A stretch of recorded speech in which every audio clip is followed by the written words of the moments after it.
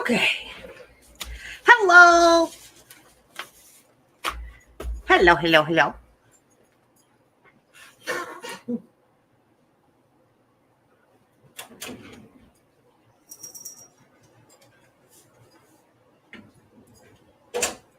I ain't falling for that. I just gave you treats. Hello, Miss Murray. Hello, Janice.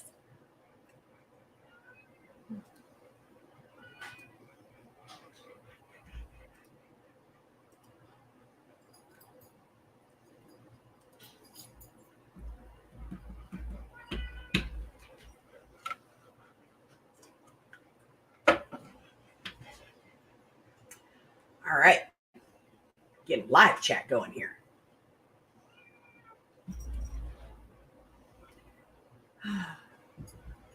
Ow! You poked my finger. And then you flopped your big old butt down on my hand. Hey, Steffi. Hi, Sherry. You need to get down. You get down. You need to get down. Down. Down, I say. You want to fight the claw?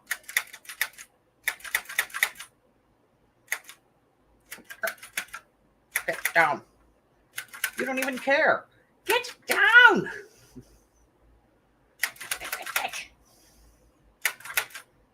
No? Okay. He doesn't want to play. He's looking at me like I'm crazy. He's like, I don't think so, fat lady. I don't think so. Nope. Nobody, nope. You got to get down. I will give you some fresh Auntie Carla treats if you get the hell off my desk. No, you got to get off the desk. You get off the desk and I'll give them to you. But only if you promise to get off the desk. Come on.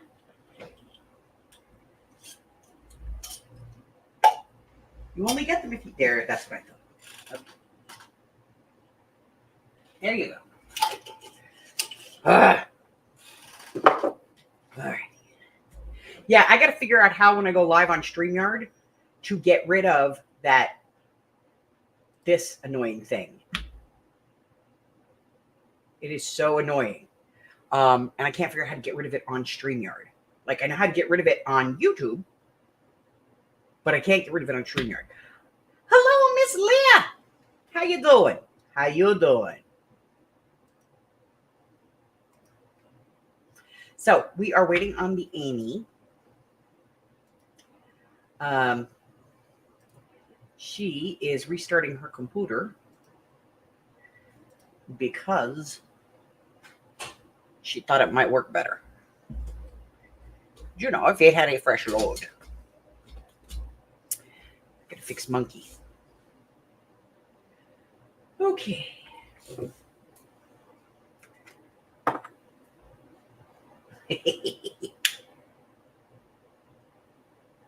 Well, that's what I'm here for. A little jack.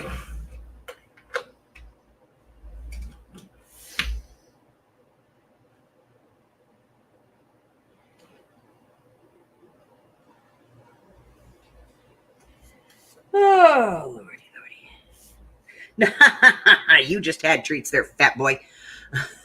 He's looking at me like, I'm hungry, Mom. You could give me some. No, you're not sneaking up on the side either. No.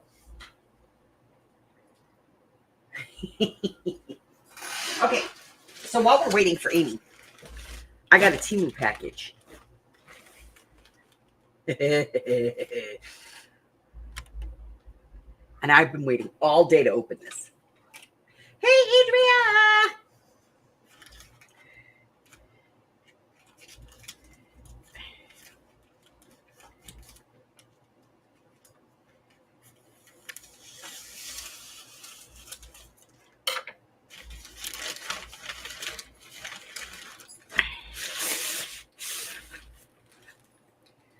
All right.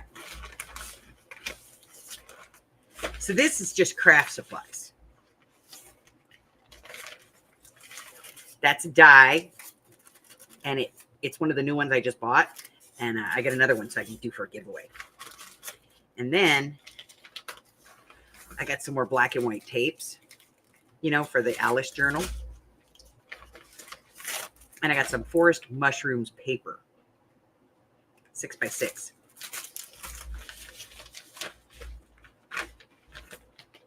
What I've really been waiting for is what's in here. Oh, please let this fit.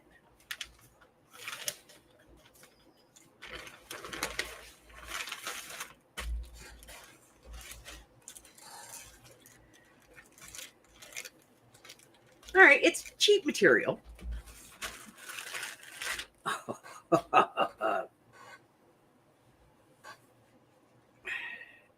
Yeah, definitely not putting it in the dryer, that's for sure. So I got a new hoodie.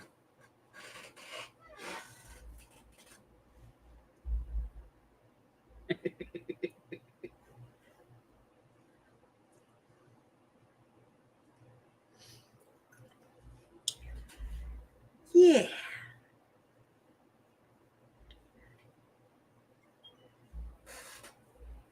This is 100% polyester.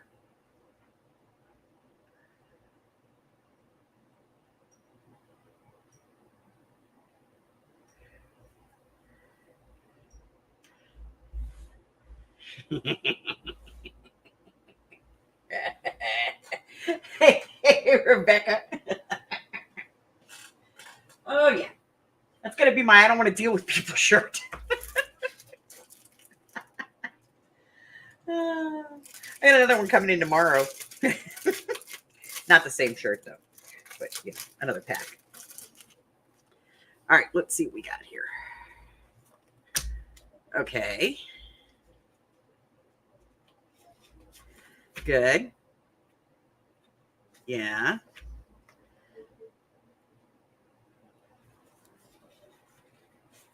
Those are kind of cool.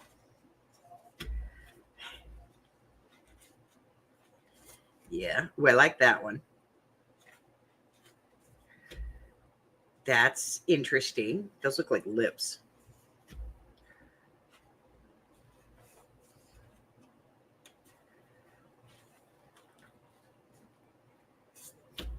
Like it.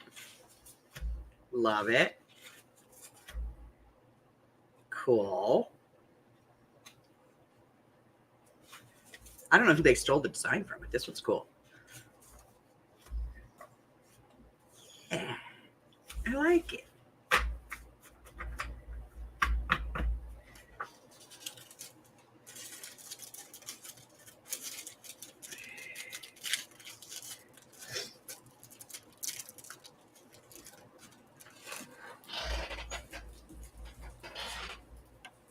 Yeah. Put that over there. Yes, I'm going to give this away. It's going to be a giveaway for something I got brewing.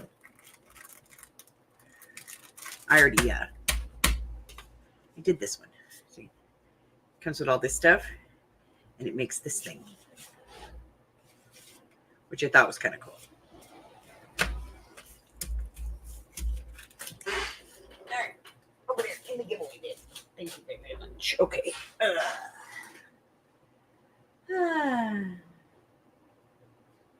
Okay. So, while we're waiting for the Amy, let me check and see if she's back in the studio yet. She's not here yet. All right, so I've been busy, been very busy, and let's see. I got 1, 2, 3, 4, 5, 6, 7, 8, 9 videos done. Well, 8 videos. And one, I just started messing around with stuff and just to see where it went. And you guys have been in my head before. You know what that's like. And I came up with another project. And I'm going to do it as a kit for this one. And as a free class. So you don't have to buy the kit. You can just go in and do the class. But if you want to do the kit, you can do that too. Harry, You're going to catch yourself. You already did. Ooh. Harry, get down. Ooh, burning fur. Burning fur. Oh. Oh.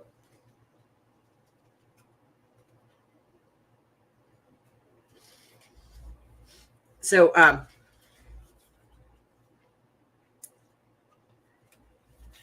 it's just a little one, and so I'm going to do this one. Like I said, I'm going to do it. There's going to be a kit for this one, and I'm thinking the kit's going to be less than $5. But I'm going to do this, which when I was doing it, I was like, I'm just going to mess with this and see where it goes. And then it went, and I went, oh, this is cool. And so, I'm going to put it out there. So it's going to be a free class. The video's like an hour long because there's a lot of me in it going, I don't know what I'm supposed to do here. But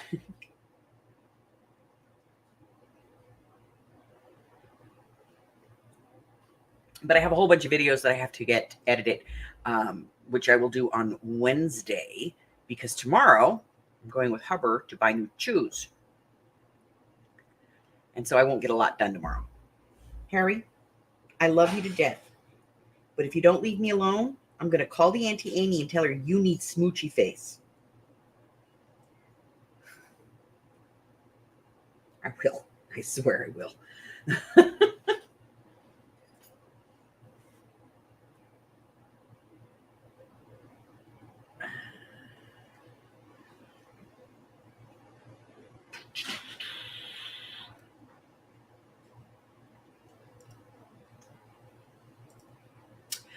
He's got almost full flex this way and almost full flex this way. The swelling has gone down quite a bit. There's still discoloration right here, though, on his hand and in his wrist, but it looks a lot better than it did.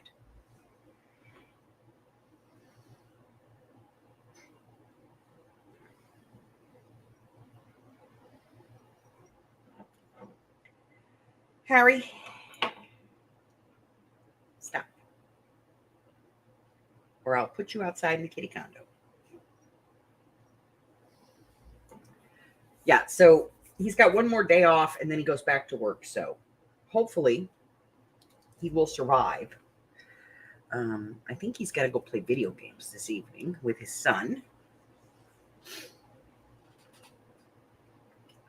But yeah, it's gotten smaller. It's not as swollen as it was. The back of his hand doesn't look as swollen. His fingers are almost to normal size sausages instead of the sausages they became. And then, like I said, right here, it's kind of discolored and stuff, but it's not as bad as it was. So I don't know. I don't know what the hell he did. I have no idea. But Harry, seriously, get down. Don't you talk back to me, sassy butt. Get down. Somebody's got an attitude. And he's really small. Alrighty. So I'm just waiting for the Ami. She's not here yet. We're not here yet.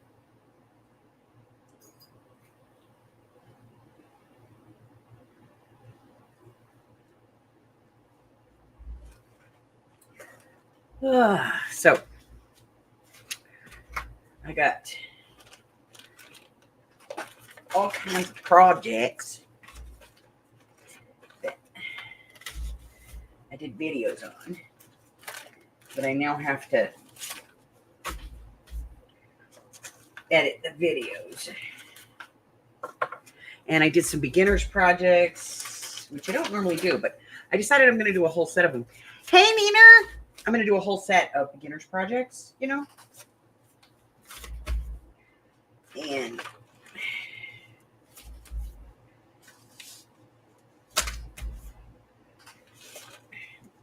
trying to hold this pile down so it doesn't explode on me again. Rubber bands. couple of rubber bands. Okay. Rubber bands on this, which we will put in there.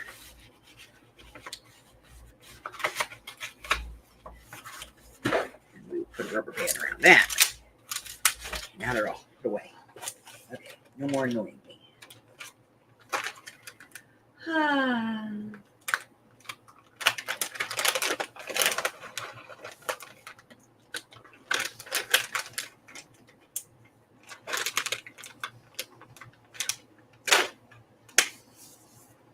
Okay.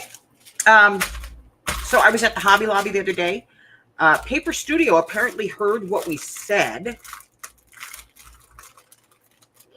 You know, when we've all complained about how thick their pieces are, they are now cardstock.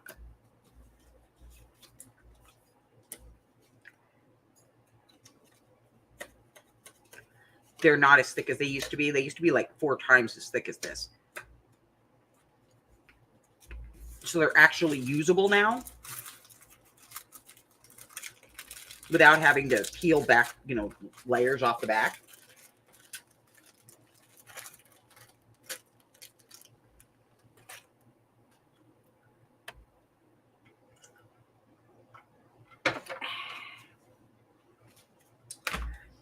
I got new stickers in my yesterday's Temu.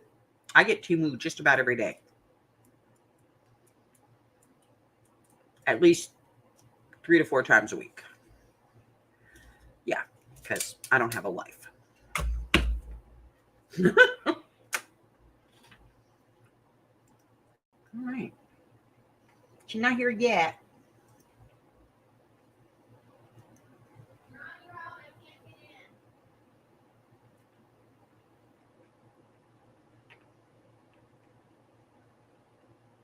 What do you mean you can't get in? All you. Facebook won't let me click on any links in any chats. I tried old ones. I tried other people who sent me links. It won't let me click on a single link inside a chat. You could try emailing me the link. But otherwise, I'm not getting in. Sorry. No, it's okay.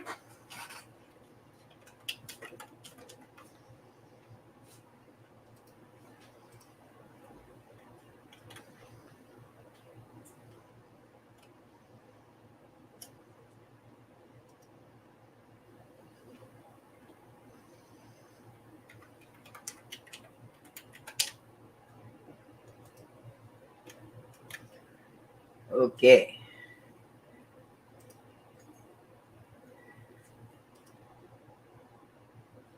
Carla!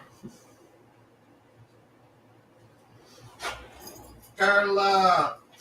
He heard that outside. Just as I was coming in.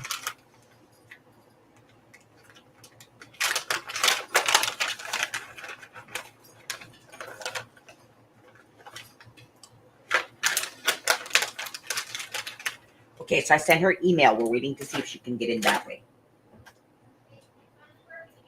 Yay! Oh, she's working. It's working. It's working.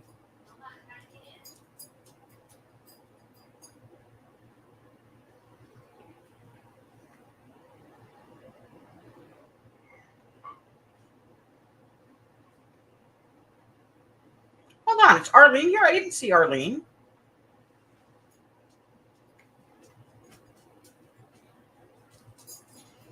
Oh no, there's no shit.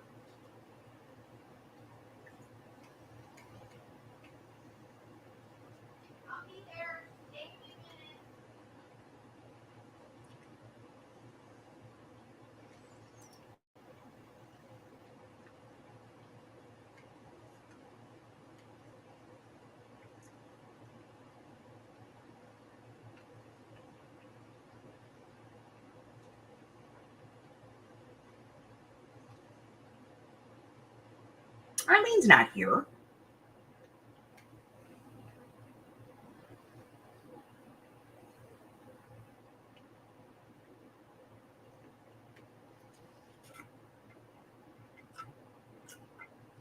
All right, way to mess with me.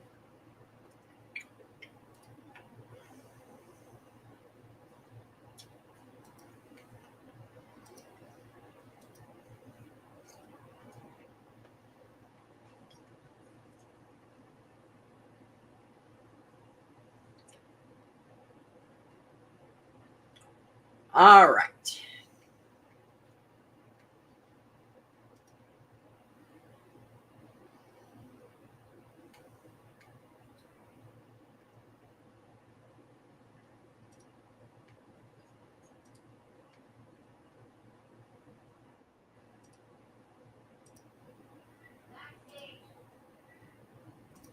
Yay, backstage. Hello. Can you hear me? Hey, Mitzi. Hello, Carla and Mari and Neener and Mitzi. And Leah and Sandra. Sorry. That was painful.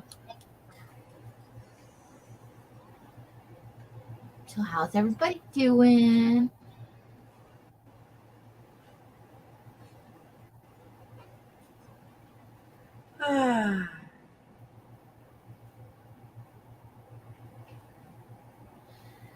Well, we're so chatty tonight. I know. Did you show them your thing? Yes, I didn't see the thing. I will show you my new shirt.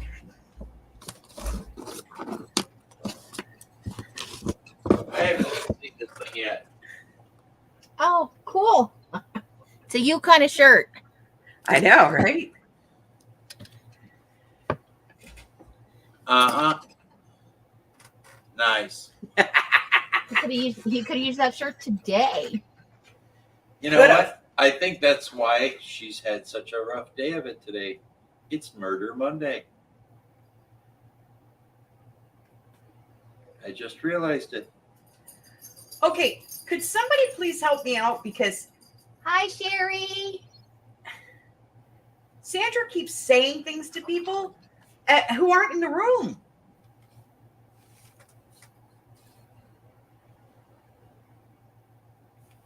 Maybe she just got a name wrong. Arlene left, right? Arlene was never even here. Okay. Maybe you're not seeing everything. Maybe that's why Arlene left. If you didn't say hi. I'm on StreamYard.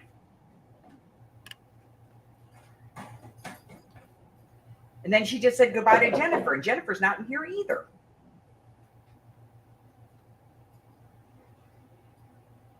She's talking to imaginary people. I guess. Well, you know, maybe we see things, you know, maybe she's got some kind of specter vision. Who knows? I don't know.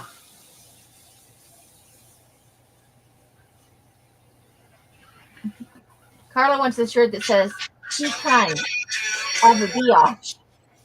Biatch. You know, in big type it says "Be kind" across your chest. In little letters it says "Kind of a bitch." So it says "Kind, be kind," and at the bottom of a bitch. Yeah. I like it. Well, when life gives you advice, you got to take it. Yes. When it's such practical advice, you know. Yeah. Here's your move. Get. I finished it. I love it. Do you though? I got junk envy. You have junk envy. I've been Junk working on jelly. dyeing. I've been working on dyeing this stuff for about 6 months. The envelopes and stuff. That's why I'm like, can I have that envelope? Can I have that envelope? That explains so much. What? No, I like envelopes. And then I thought I should dye all these. And then I tore them apart. And I made this ugly, ugly journal that I love. With some other stuff, with some of the bags. You know, I'm always asking for the bags from the fast food. Yeah.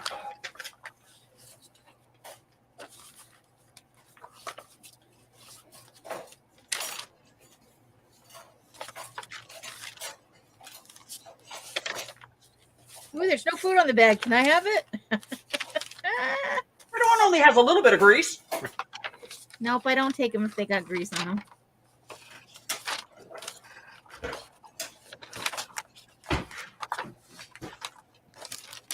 I think it's going to be my I did list.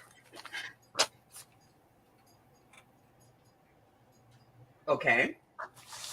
So that, you know, at the end of the day, it's not like, what didn't I get done? It'll be like, what did I get done? With pictures and other stuff, you know. Because there's this one in here. This one. That's all messed up. Oh, yeah, that one? That's the one that's stuck together. Yeah. I think I'm going to put eyeballs back. You know, I'm going to put somebody's face back here. And this side is even more. So I can have fun stuff peeking out of there, you know.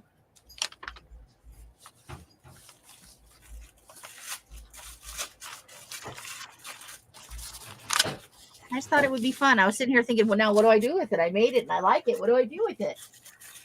Thank you, Adria.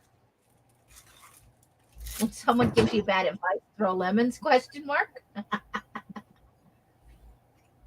Yeah. Well, an apple a day will keep the doctor away for sure if you throw it hard enough. Yeah. Chuck it hard. As a matter of fact, it'll keep everyone away. Chuck For a long Chuck time. it real good.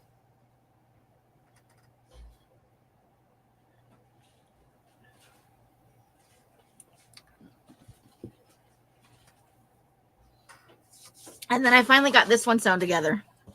Look, this has nothing to do with serial killers, but I'm happy I got it done. It's a cute little book where these school children steal a bunch of turkeys. And their parents just let them live in the house. Oh, they sound like pretty average parents. Yep, if my kid brought a turkey home from school, I'd be like, all right, we'll give it Nate's room, you know. If my kid brought home a turkey, I'd hang it upside down and start ripping out feathers. Wow. Would you kill it first or just start ripping off the feathers? Fire up the oven. Get you 1/2 dozen of the other. So you're going to torture it by ripping out his feathers first and then kill it? That seems a little inhumane. Once I turn it upside down, it passes out. They're that dumb. Yeah.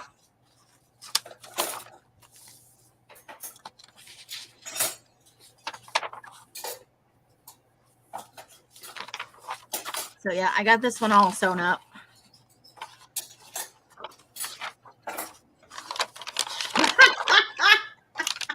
What? Carla says she did an Amy today. They restocked the beer, canned alcoholic drink fridge, and there was a cute box from Two Chicks. It's floral. It has hearts on it and twos. So she took it, sliced it up, and used it for collage powder. Like Mr. Popper's penguins, but extremely large, stupid birds. Yes, yeah. They faint like goats. I guess. I didn't know. Well, yeah, I've heard of fainting goats. See here. They're all like trying to hide the turkeys under their clothes. I'm getting the skillet out so that you can And they're all trying to get on the bus with the turkeys under their clothes. Make the skin. There's the evil farmer with his cleaver. Before throwing the barbecue, just soak it in. Just put it in the oven and roast it. Period. And then look, there's all the turkeys inside the people's houses. Turkey, turkey, turkey, turkey. Those aren't turkeys. That's Aunt Mabel. No, they're turkeys. There's Nah, a turkey. There's turkey, turkey, turkey. Oh, now it's Aunt Mabel. They just put a dress on it, and even if it was a boy, there's Yeah. Aunt Mabel. Do we even have an Aunt Mabel? I don't have an Aunt Mabel. I think we should all have an Aunt Mabel.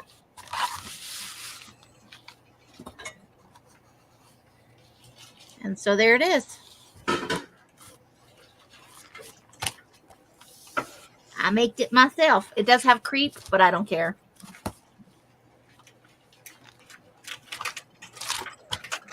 We'll be playing with that in November. That's a napkin. That's a very nappy napkin. And look, I had enough of it to do both sides. That was a hell of a napkin. You can see where I seamed it here.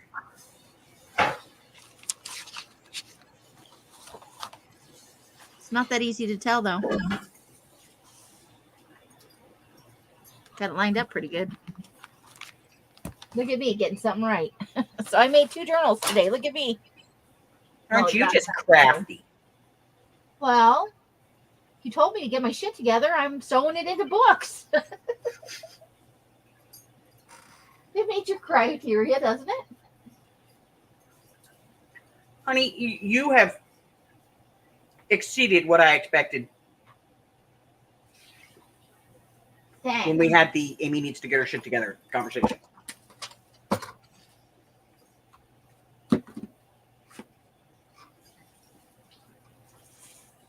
I was actually a productive human being at one point in my life. And then there was a schmuck. There were several. Yeah. Let's not kid ourselves. It was a Schmuckapalooza? Yeah. A cacophony of schmucks. I'm looking for something fun to put in the holy pages. Carla had Aunts Gertrude and Hortense. Oh, nice. I like it.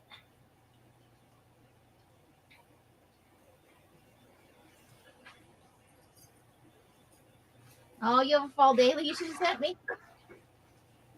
I could trade you a November book. It was fun. I'm gonna try and find a few more books so that I can put some in the shop. It was fun to make. I liked it. I like working with kids' books. They're fun. Schmuckapalooza.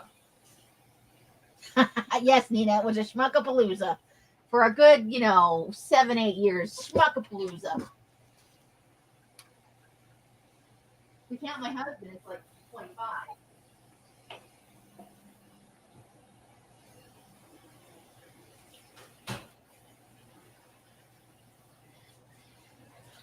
Alrighty then. So, what's everybody up to?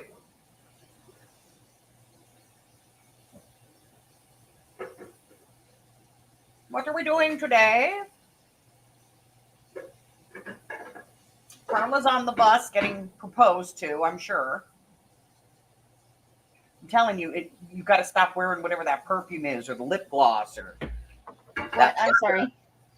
What's wrong with the picture? You don't like it? No. I asked what everybody was doing, and I said, we all know that Carla's on the bus getting proposed to. Oh, there we go. She's kind of creepy. That might be okay. Let's set that one aside. Oh my. She's very black and white. Wow. Oh no. When is this magazine from? March 2015. It's got a kind of a angry Orange Wednesday vibe.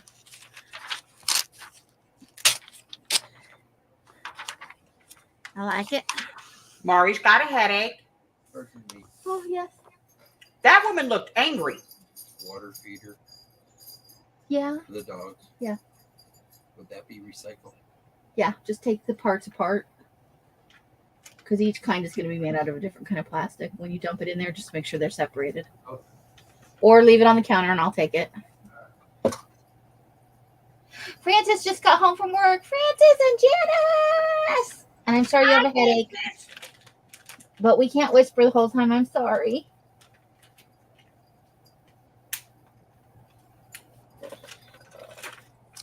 Did you mean this girl looks angry? Because this girl just looks confused. What am I doing? No, the one before her. This one? Keep going. This Back. one. Back. No. This one? Go back. Go back one. Not that you've ripped out. That's in the book. That one? That's a ring. That one. This lady? And the Jimmy Choo shoes. She looks like she's going to stab your ass with those shoes. That's what she I looks know. like. And she got a masher bag on top of it. Yeah.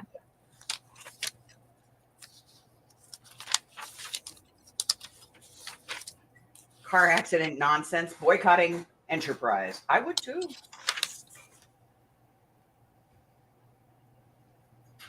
Oh, I'm sorry to hear. Oh, that's when you had that little accident. Are they not being nice to you? I don't like it. I don't like car rental companies. They always act like everything is your fault, even when it's not.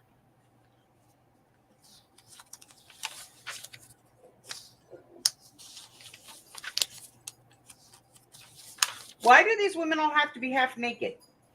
I don't know. How about this one? Wait, I didn't, because you can't see the other side of the page. Just naked and jewelry. And they're mostly naked. They got Why? purses. And, I don't know. Apparently, to wear this jewelry, you have to be naked. Well, I don't want that jewelry then. Well, don't buy it because apparently it makes you naked. So if I wear that jewelry, it makes me want to take my clothes off. I think you look at the jewelry and then you take off your clothes and you put the jewelry on and you feel fully dressed. I think that's what happens. Oh. Pardon me, boys. Is that the cat that chewed your choo shoes? She's trying to get the Chattanooga choo-choo going again. Go away. I got one of you over here. I don't need the rest of you.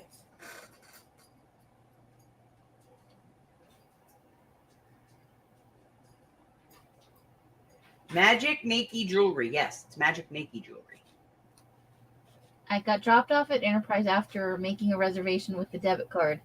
And they said I should have brought a water bill because I was paying. Jesus. She stormed out. It was not. But it was probably, you know. Did you feel righteous at the time? Because that's usually how you feel when you do something like that. You assholes. Luckily, they're not the only game in town. They must have gone downhill.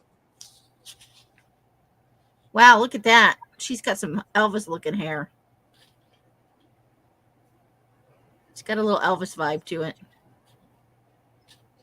Yeah, it does. That's like helmet head extraordinaire.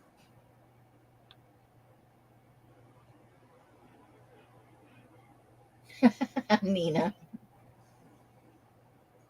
Enterprise has screwy rules. I haven't rented a car in many, many years. But I don't remember it being pleasant. Well, I used to rent from Enterprise all the time. That was who my business went through. Yeah. And we never had I don't know, maybe it was because we had a corporate account. I don't know. Well, I think sometimes I think they're assholes to women. I have to be honest. If it's a woman, you know, not associated with the business. Yeah. My ex never had trouble with Enterprise, but I have had several incidents.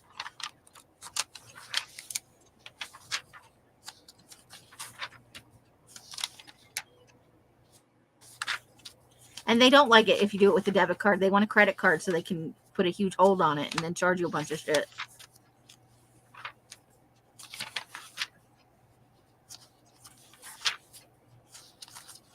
Well, that was like when we moved here. When we first moved here, I had bought a mobile home. Yeah. And between the time that I bought it and when I moved out here, the guy died. And he ended up leaving it to his kid. So I got here, I'd already paid to buy this mobile home, and they were in the process of selling it to somebody. And I was like, wait a minute. And it was just a big rigmarole. Like, it took me 15 years to get it all straightened out and get my money back. So when we got here, we didn't have any place to stay. So we had to put all of our stuff into storage units. And then we moved into one of those residential hotels for like a couple of weeks while I looked for a new place. And when I went to move out of it and move into the new place and I moved out of storage, I went to go get a U-Haul. And U-Haul wanted a $1,500 deposit. Yeah. When I moved from South Carolina to Oklahoma, I had to put down almost $2,000 because I didn't have a credit card. I only had a debit card. I had a credit card and I was giving them my credit card. But the thing is it's so transient here that people will go in and rent a truck for the day. And then their truck will end up in Wyoming. Oh, so it was because it was here? Yeah. Mine was in South Carolina, and it was... and they wanted me to sign the title of my car and leave my car on the lot. No, I don't think so. I was They'll like, sell it while you're gone. You know they will. I was like, hell no. There's a lot of good stuff in here, but I'm looking for something for this journal I made. I have a big giant eyeball somewhere. I just don't remember where I put it. The idea of laying down on my back on the floor of an elevator so that I can use my heel to push the button is disgusting. What are you talking about? One of the image I passed? Yes. Hold on. I gotta. This one? No, keep going. That You'll one? see She's it. pushing buttons. There. Well, I don't think she's laying on the floor. I think she's standing and she's just very flexible. She'd have to be, because she'd have to be bending her leg backwards.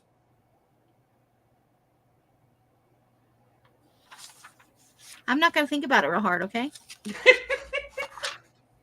This lady's more my style. Fancy dress, sneakers. I'm in. Isn't this magazine kind of disturbing? Oh, that's how Adria pushes the buttons. That's Adria. She wears a little black dress and spikes up her Jimmy Choos and Yeah. pushes the button. What in the hell is this woman wearing? Which one? You already went past it. That? No. No. Yes. A see-through nothing. Okay. It's showing off a lot of skin. That's what I thought. And there's the shorter version. Awesome.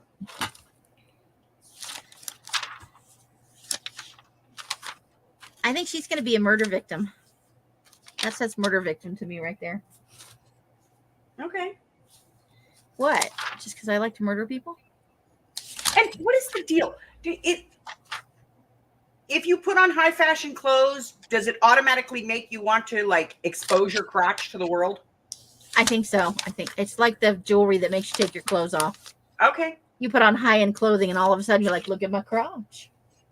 But you also have to look really hungry and kind of angry. Carla, I use my elbow. Are those naked people in an Abercrombie? Yeah. Well, that guy is. He's holding his pants in front of him. Everybody else is wearing clothes and laughing. All right.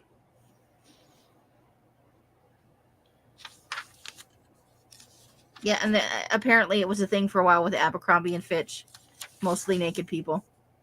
There's a whole article about it. I think Jennifer Lopez needs to start putting her boobs away. 6:15. Well, how else would we know it was 6:15 if Mike wasn't in the other room going, your alarm's going off? Carla says she found a good serial victim named Janilla. Jania?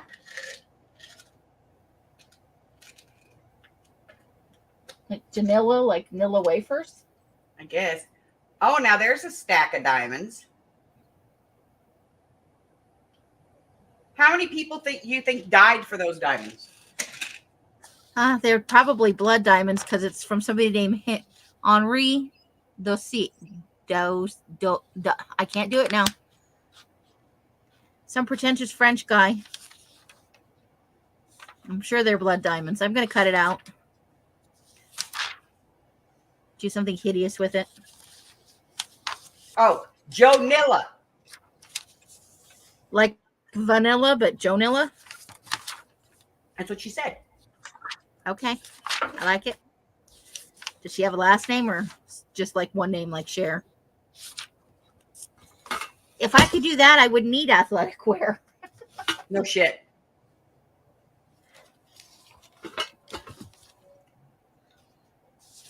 I'm pretty sure you'd have to get the jaws of life if I did that. And a lot of lotion.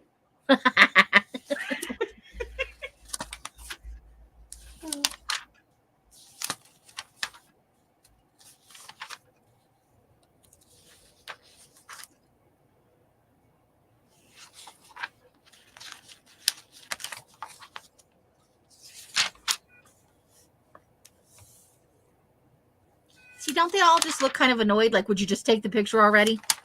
I know. Lotion, Adria. Lotion.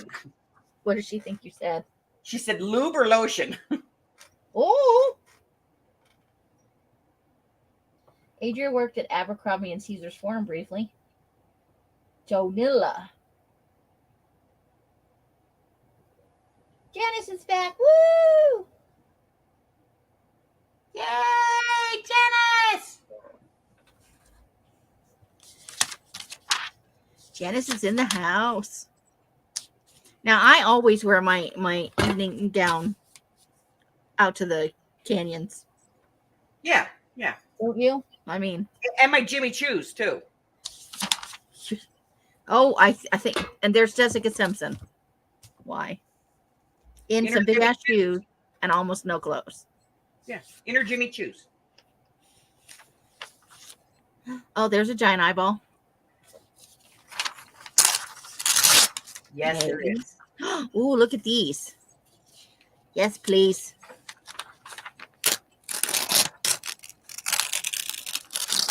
Okay, we're getting a start. Oh, Sherry wears her evening gown to Red Rock. I hope it's not white because you know what all that red will do. Well, that just goes to prove the point I told you when I took you up there. You were underdressed. I'm sorry I didn't bring my ball gown. I want that bathing suit. Which one? Any one of those two-piece ones. I think they'll be smashingly sexy. What I think you should wear this one right here. No, wait. It's this one with the little weird top. Yeah. With the square crotch. Yeah, I think so. Yeah. And ties on the side so Mike can have easy access. Yeah, of course. Or some little kid can get their toe caught in it at the public pool, All of the above. Actually, I took Amy about a year ago. I took her up to Red Rock for the first time. And I've been to Red Rock before, I think. We did a very nice slow drive through. So she could, and we stopped anywhere she went, ooh.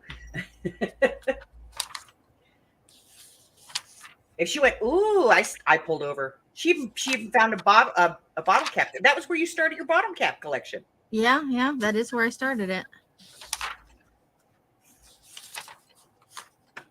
We got lots of lips and eyes in here, I'll tell you what.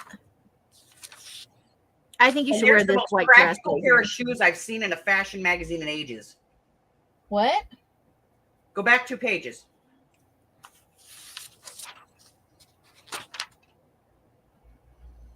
This one? Yeah, look, it's the most practical pair of shoes I've seen in a fashion magazine since the That's because 70s. it's Land's End. Yeah. They think if you're on the boat dock, you probably should not be wearing your Jimmy Choos. I want that dress, though. You're right. You know what? I think Sandy would look smashing in that. Yeah. You know what I mean? Yeah. Right. Well, yeah, just a little nipple peek at the bottom. It would be great. Oh, we're going straight to hell. Straight to hell. Oh, that's my dress, that green one. Oh, it was gorgeous. Okay. Which one? This one or this one? Or that one? 2 pages ahead of me. Green. That's yellow. Orange. This one? Go back. This one where she's sewing off her thighs? Yeah. At least her shoes are flat. She's wearing flat shoes. That green dress. I think I should own that green dress. Honey, I want this green dress. Oh. Poor Mike. I'm just trying to sit down. That's what she wants right there. That green dress. I want to wear it grocery shopping. I'm good with it. Shows off a lot of thigh. Yeah, it doesn't mean I'm leaving her side, though.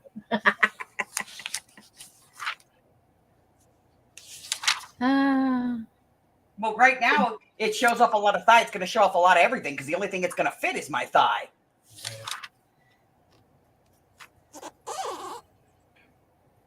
It's not a magical expanding dress. No. Hey, this one shows off your undies. Oh, well, shit. And it sort of has that, like, Wizard of Oz vibe. I know, right? What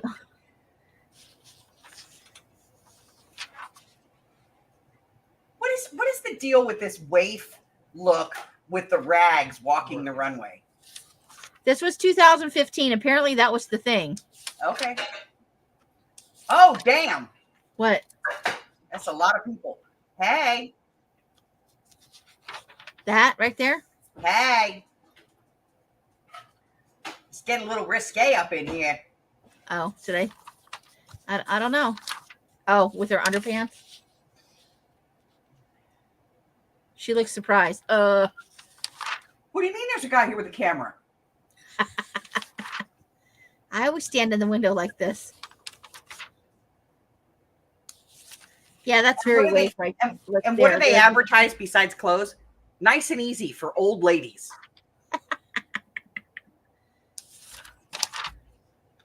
Okay, so I was watching a video yesterday. I had it playing while I was doing, prepping for recording. And so it's this guy in New York, and he looks out his window in his kitchen, and he sees an apartment on fire. Oh, I remember you telling me the story. So he calls 911 and says, hey, there's an apartment that's on fire in this big building across the street from me. And they said, okay, well, what's your address? And he gives him his address, and he says it's directly across the street. And they go, okay. So a couple of minutes later, all of these ambulances and firefighters and everybody shows up, and they go up to the floor that there's supposed to be this fire on, and there's no fire. This woman is in there. She has a huge flat screen TV, and she's got one of those realistic fires playing on the TV. Hey, did you know there's a Cinderella collection of nail polish? Oh. Yeah, I need that in my life. Hey, honey.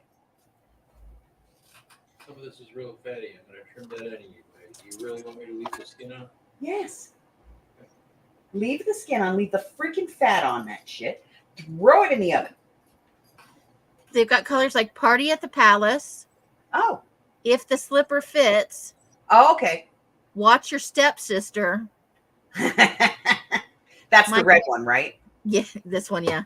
My Carriage Awaits. Best Ball Gown Ever. And Ella of a Girl. Oh, like Hell of a Girl. Ella of a Girl. I love a girl. I think you need that in your life. I might. Oh, look, there's somebody naked in the shower. Oh, well, there we go.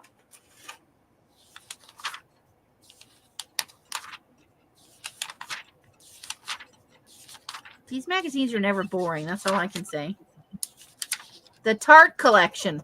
Oh, my God. Now they're just calling it what it is. And I'm not lying. Look, there it is. Tarte collection. Truth in advertising at long last.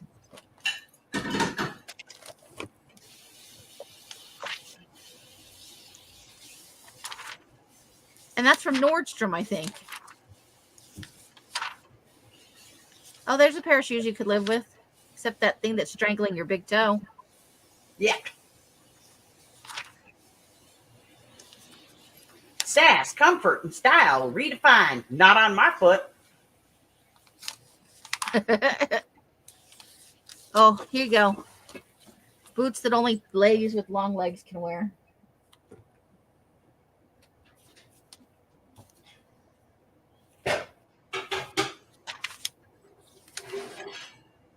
Hey, in 2015, they had vape pens. I didn't know that. Yeah. When did vape start being a thing? Like 2012, 2013, somewhere in that neighborhood.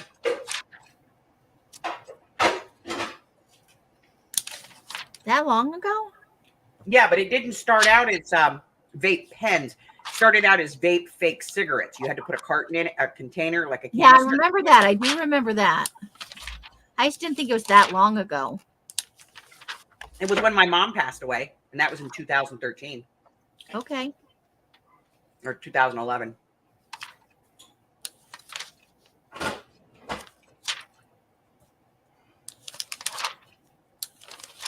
For Beetlejuice 2, no, I have not seen the premiere for it. I want to see that so bad. Yeah.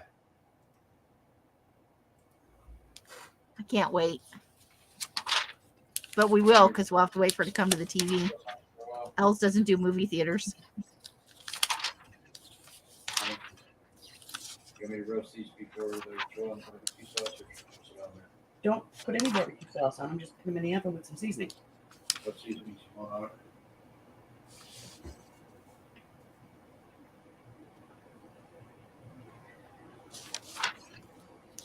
Oh, let me see.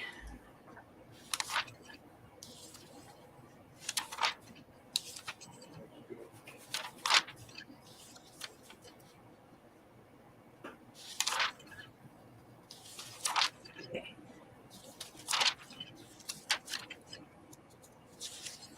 That's a dress. It looks like, I don't know what that looks. What? That's a lot of. I feel like that's got a rough texture on the outside.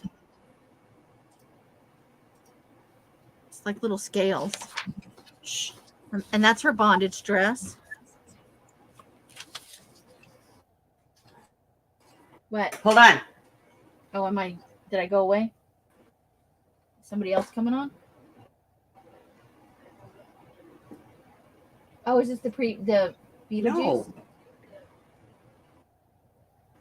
But I'm looking at Beetlejuice.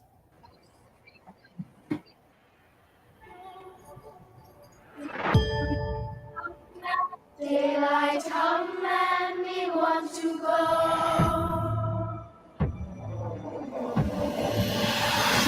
Mr. Tallyman, tally me banana. Daylight come and we want to go.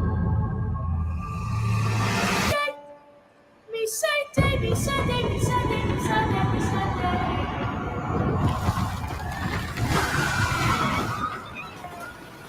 Daylight come and we want to go. The juice is loose.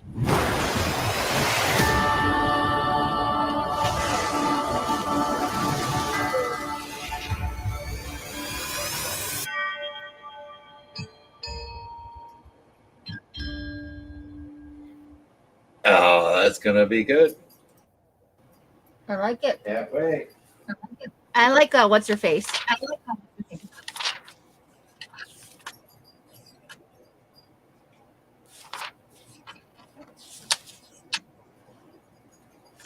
Which what's her face? Most of the what's her faces. Oh, okay. You know I'm not good with names. Okay.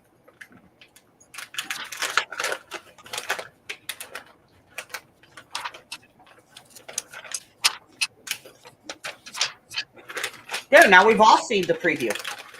That's hideous. Some tweak is going to be wearing that on the runway next year.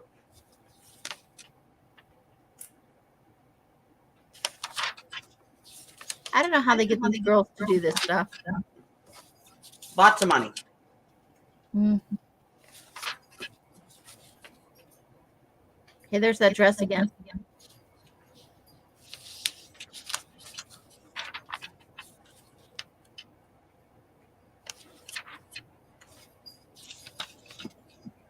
That looks like she's going to wear her sleep shirt out. Is that like what, the wedding dress from Carrie? Carrie didn't prom dress, you mean? No, maybe she got married, you know. Oh, okay. I see. More shoes. The big ass heels. You know I love shoes. Hey, this is one that has a little bit of heel on it. From Valentino. Mm. Calfskin gladiator sandals.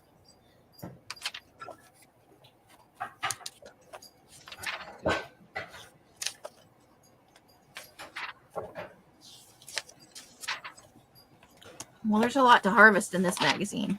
Pancakes. Sounds good. I love pancakes so much.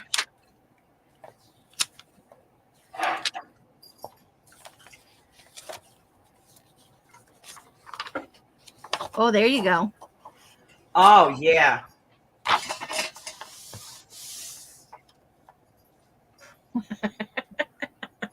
That's Destiny's Child from a million years ago. And some very shiny clothes. Very shiny. Lots of oil. Yeah. All right. Well, that was fun. And I got a couple of things I think I can use out of it. It was not in vain. So now we have all seen the premiere for Beetlejuice. Woohoo!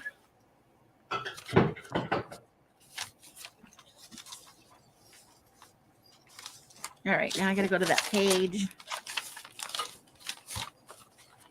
I know I should be working on the serial killer, but I'm so excited about this book. He's stupid. Oh, look at that. That's not a bad start. Yeah? I like it.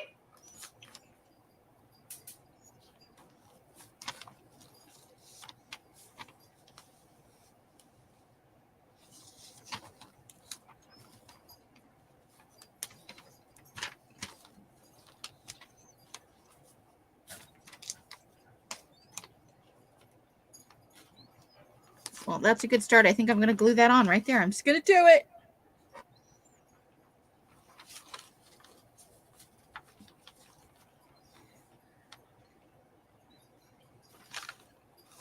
And I think it's okay to cut it where this other eye is. Oh.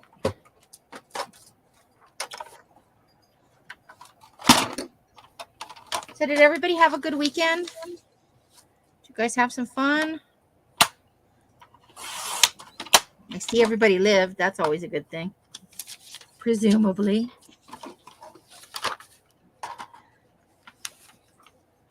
Okay, let's have a look this way. Because we can always do it. I don't like that better than I like that girl peeking out. Nope. I like the girl peeking out. Yeah. All right, ladies, I'm going to leave you alone with the Amy for a little bit, and then I'll come back and we're going to talk about Jack.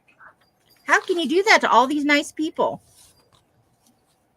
What, leave them alone with you? Yeah. I thought you liked these people. I do like them, but, you know, they tell me that I have to let you socialize every now and then. They tell you that? Yeah, the voice is in my head. Oh, okay. I thought you meant the ladies, and I'm like, I don't think they told you that. I think Nope. I think you're Voice is telling in my stories. head.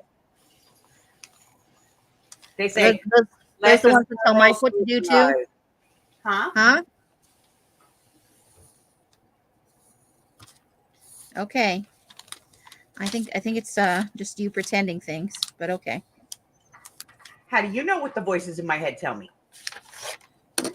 You're not very good at keeping secrets. Oh, you don't know.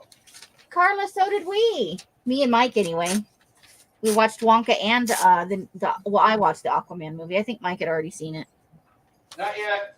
Not all of it. I didn't. I watched the whole thing start to finish. I loved Wonka. Loved it.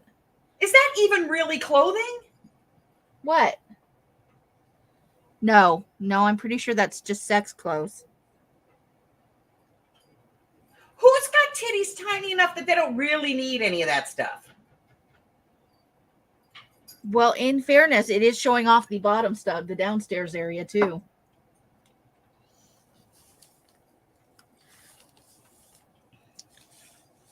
You know what I'm saying? I gotta stop watching you do this to magazines because that's just. Well, I'm going to cover it up. I'm not going to leave that showing on the other side. I'm going to cover it up with something else. I went out today and I bought some panties. Okay, They did not look like panties. These are not the panties. No. Let me bring it out to you so you can get a really good look at it. No. Yes, you must share my pain. Oh. The things I'm forced to see in my life. Here, Mike, just for you. Imagine. He's trying to pull his glasses down so he can get a good look at it. Within lacy stuff, so there's nothing to that. Yes, that's the whole point. Now you have to picture an appropriate woman in there. Define that. I can't judge what's appropriate for you. That's not my job. At least the one tries to provocatively cover your nipples. And your, Hoo-ha. The other ones are just like, yeah. I'm not gonna leave that on the other side. I will cover it I'm up. gonna be honest. I went out today and I bought underwear, and you know what my happy moment was? Stop it. That the box was still completely sealed and nobody had Pawed your underpants. bought the underpants. Well, look, Timu bags. Yeah, those are yours. Are they? Mhm. Let me know if you get picked up off the floor. I know. I'll get it.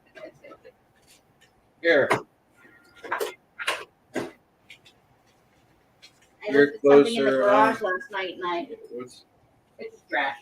trash? I made my back really unhappy. Look. Not only have we got the trash. You get so happy over a Timu bag. What? It's so beautiful and it's so. You Hey. touch one of these? It made it awesome. She loves Timu bags. Good. All kinds of stuff in them. Oh, you going outside now? No, we're gonna go get a soda. Yeah, sorry. Yeah, fresh. All right. That's in. Thanks, nice man. Okay. I'm back. Oh, I just tried to put the Jello juice in the freezer. Don't put the Jello juice in the freezer. Maybe I'm trying to make my own Jello shots. You don't know what I'm doing over here. Do we want baked beans? Is it gonna have barbecue sauce on it at some point? Yeah. The answer to that is yes. Baked beans? Yes. Biscuits? Yeah. Okay. Yes. They have a food affair going on, the two of them. That's what we share. You're the everything else wife. I'm the food wife. I know. All right. I am going to leave you guys alone with the Amy for a few minutes after I take her this roll of tape. And then when I come back, we'll talk about the Jack. So I'm going to mute.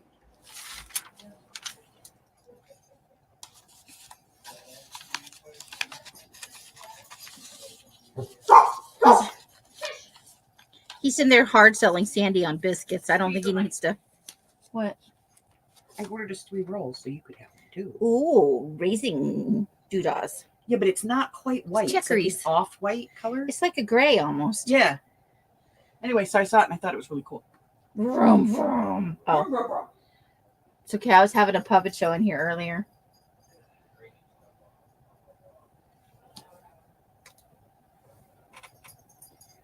Do you like documentary? Yeah, because Amber Heard didn't say anything. Oh, I'm sorry. Did I say that out loud?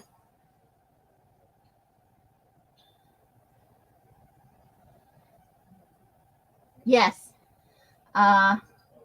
Christina who? Oh no, I like all the ladies in the Beatles. I'm particularly fond of Jenna Ortega. I think she's a really good actress, and not just because she plays Wednesday. I've seen her in several things. Oh my gosh, I had fudge monkeys. Where did I put that? Hold on. I used a bunch of the Foodatini stuff for a Foodatini video. I think it went live. I think it goes live on Thursday. I can't remember. Hold on, I put them in a safe place. probably my downfall. We're not a safe place. Hold the phone, please.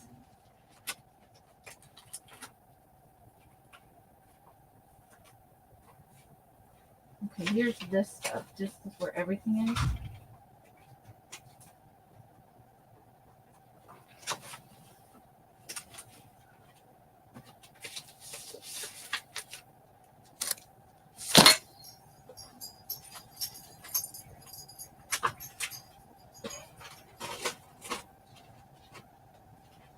Help, please.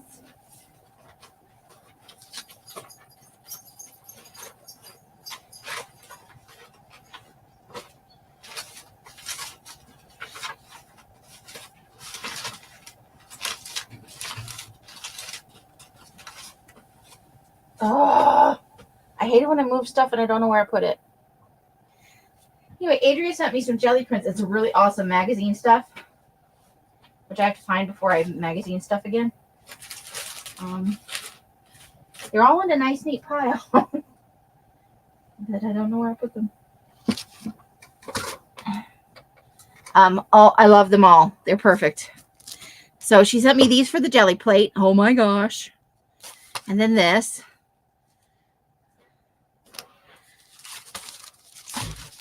Yeah, I put all the food. I was like, Adria food, woohoo! I was so excited about it all. I was waiting to open the other ones until I could come on here.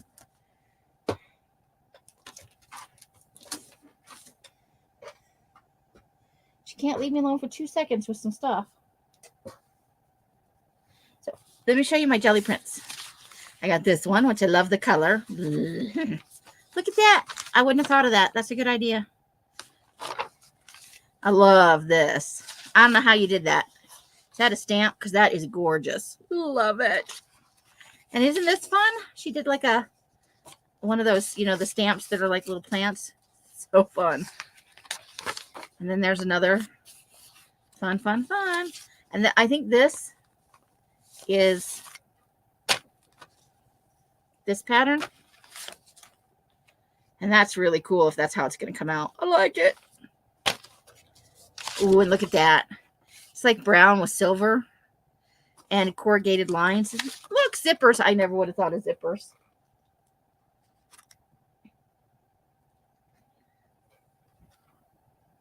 Embossed cardstock from embossed. Oh, nice.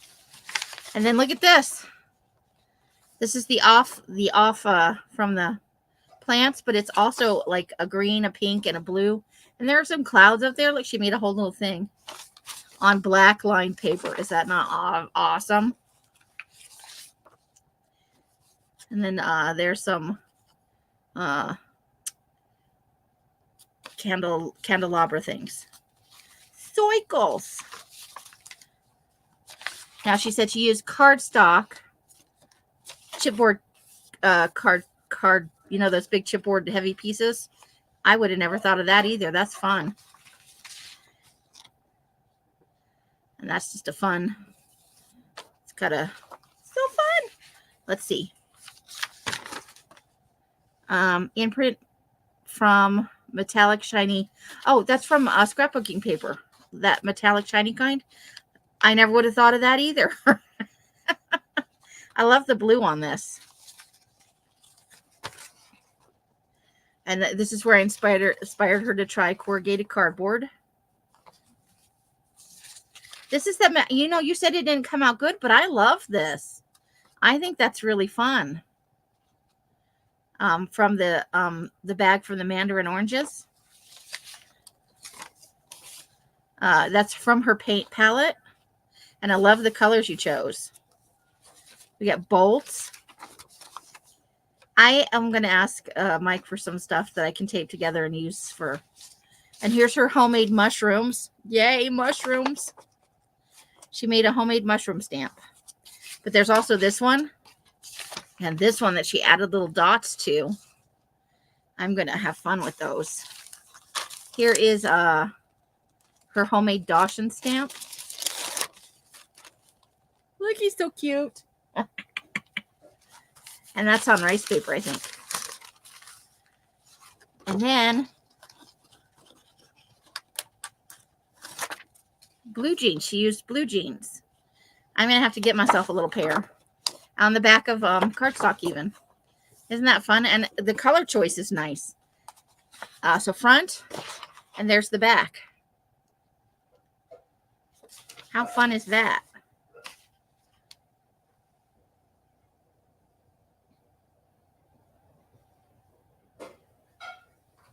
So I got a whole little package of goodies, and I have to think about what I did with she sent me all these little individual packs. One for the Foodatini, one for the Facetini, and one for the Serial Killer. And I am super excited. I may have already put the Serial Killer one in the Serial Killer box for the next time we work on it. But and I opened up the Foodatini one because I was doing a video, and I was like, ooh, super excited. Guys, I'm such a weirdo.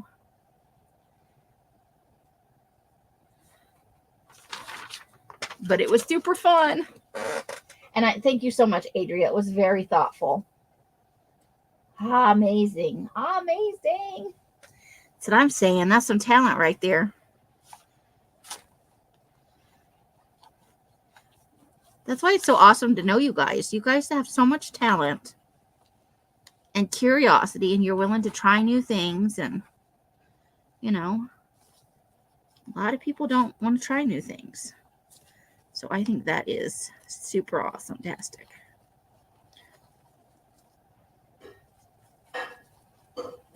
I'm gluing that image down. Now we'll cover it up on the back side. We're not going to just leave the lingerie hanging out. And I don't want to put a picture on every page. I just thought these were particularly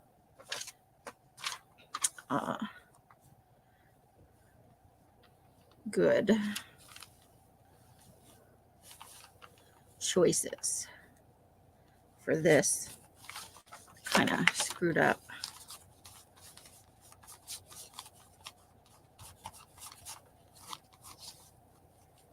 Let me get a little glue stick. So all I did was really just outline where the paper covered on the other side and glued the parts that fell in that area. Now I'm just following up on some of the little bits. I'm amazed I even got this in here, honestly, because this whole part right here, from here to here, there's no envelope at all. That part's torn.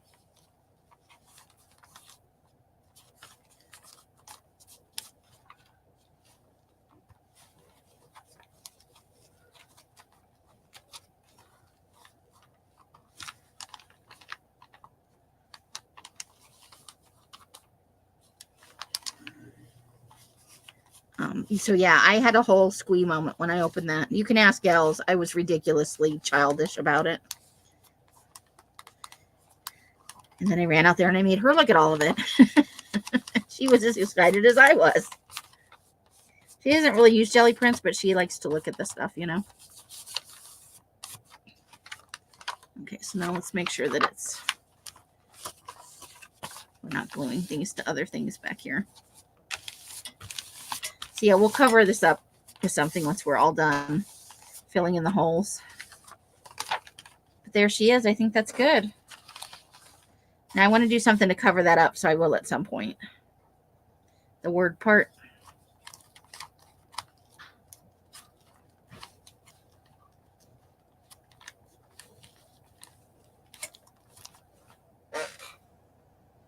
Oh, I'm going to use all of it. None of that's going to waste. It's too awesome not to.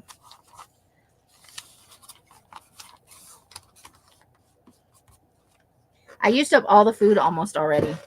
I only had a few pieces left of the food. Uh-oh, where did I put my glue lid now? I've already lost one.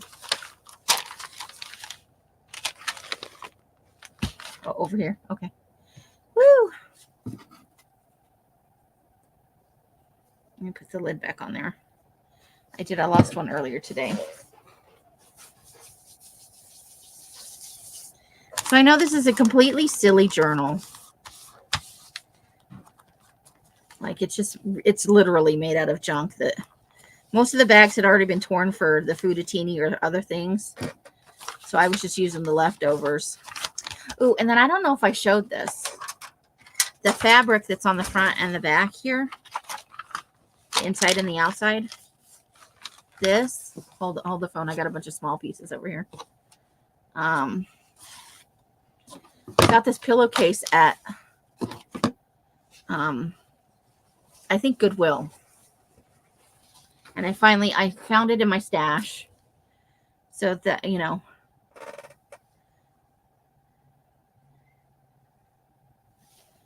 So like that. And it's got pictures, but I just used the parts that were not pictures. And then the other side of it is like a negative side, like a black side.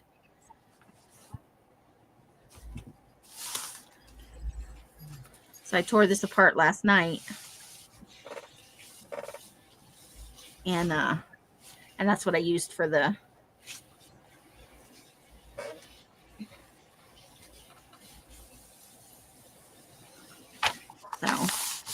that was super. I went out and announced to Els, I just made the ugliest journal I think I'm ever gonna make.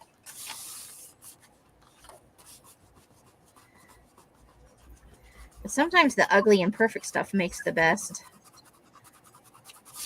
I'm just pulling the glue that's because it went a little bit out beyond the. It's better to get it off while it's still, to remove it while it's still a little pliable. Otherwise, I'll have shiny spots on my paper. Welcome back, Els. Hello. What you drawing? I think I'm going to build Harry a new kitty condo. Oh boy. Like that cat's not spoiled enough. You got to work that you know the thing. What do I want to say? What's the word I can't find? I don't know. The thing he won't get on. The hammock? Yeah. You gotta work a hammock into there that he'll actually get on. I think you have to start with it almost on the floor, you know? Where he's like, oh.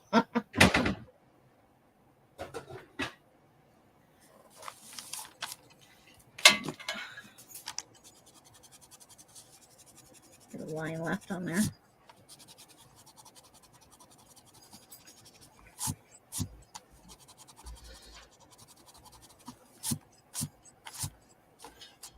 I don't know why I'm worried about it. We're going to cover it up anyway.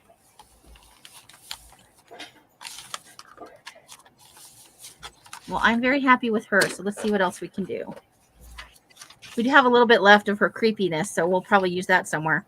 We do have this, but I don't think I want to put... Well, I guess we could do it that way. So that when we cover this part up... What do you guys think? That one? Oh, you can't see it. Oops. Like that.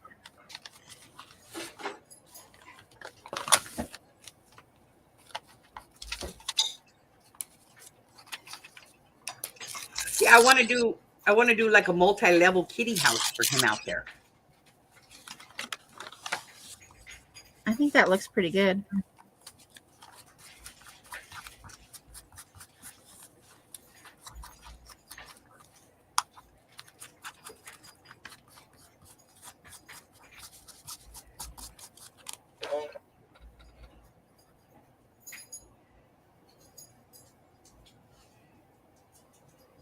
Janice says the Japanese cat she follows on YouTube likes a baby bouncer thing. It was kind of like a hammock. Carla says she saw a carbon fiber bathtub that's a hammock shape on a reel that she watched. See-through scanties. There's a place in France. We're going to cover that up. We are going to cover that with something else. I'm gluing the eyeball down right there. That's happening. So let me get it positioned just so. What? Tell me that doesn't look great. I love it. That's creepy as shit. Yeah. I love it.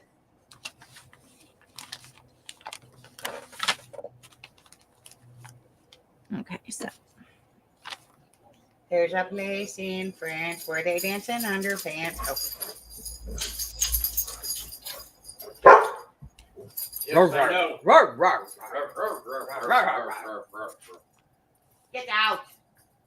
he's telling you, "Arr, arr, arr, arr, arr, arr, I need to go outside. And I want Daddy to go too because I'm a chicken. Don't watch me pee pee. That's right. I'm gonna Right. watch you while you're standing on my grass. Gigi. Both of them. His new title will be Grass Killer.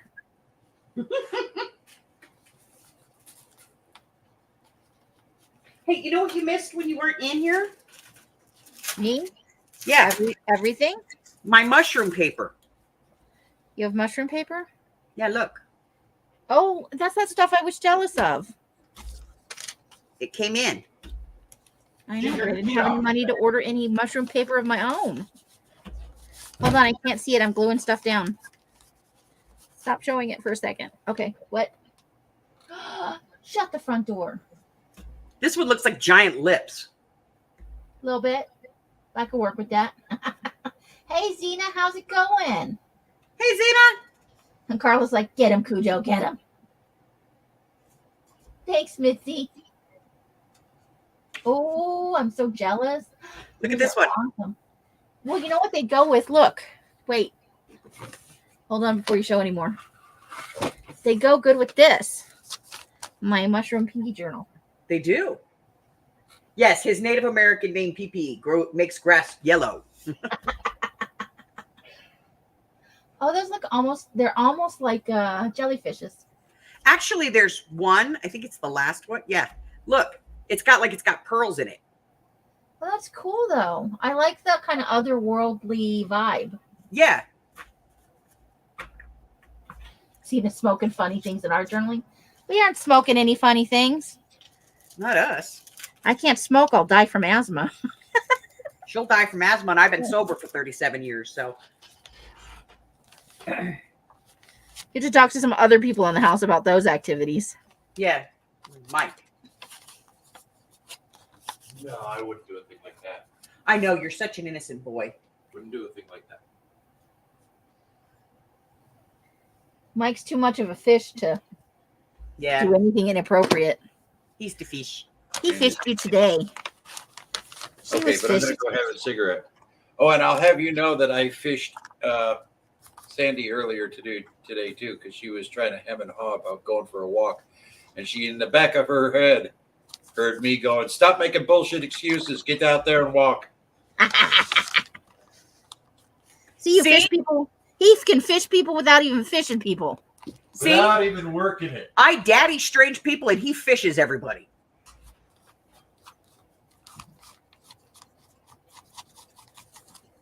Okay, I like the eyeball. You like the eyeball? I like the eyeball.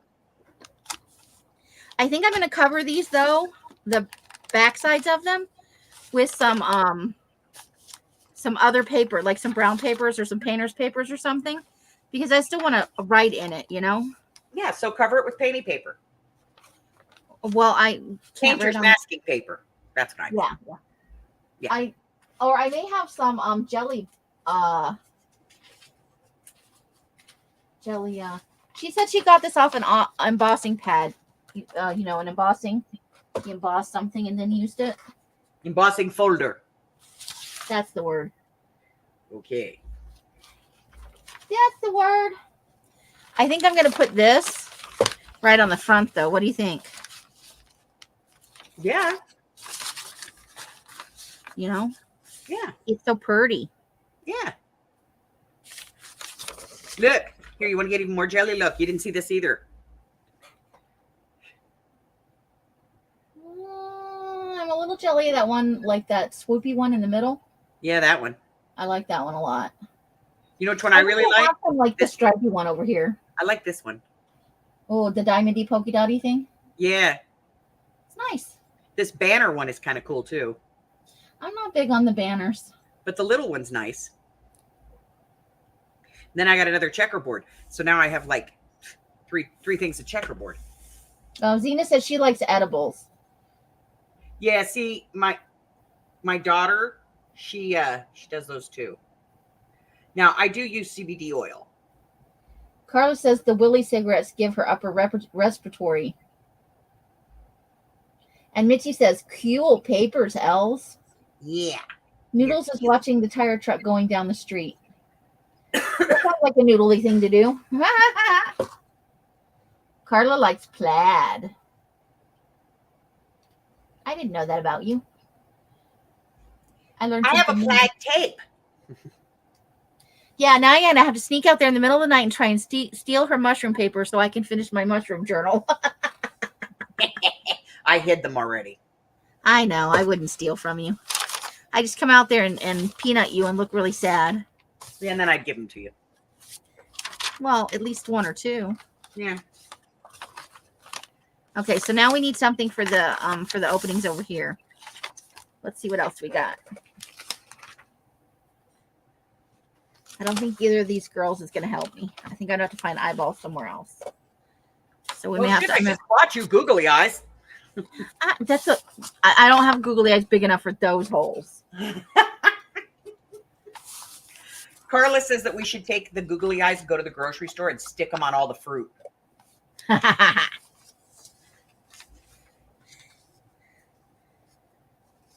I love her. Sprouts or Whole Foods, you know. She's gonna find a place in this journal for sure. I think she's too creepy not to. But we don't want to get kicked out of Sprouts because that's where we get our apples. Yeah, and what if they don't let me buy any more bananas? I'll be very sad. Yeah, she would be sad. Hey, Kennedy. Hi, Kennedy. Yeah, I think Yeah, she said go to Whole Foods though, not Sprouts. We'll go to Whole Foods.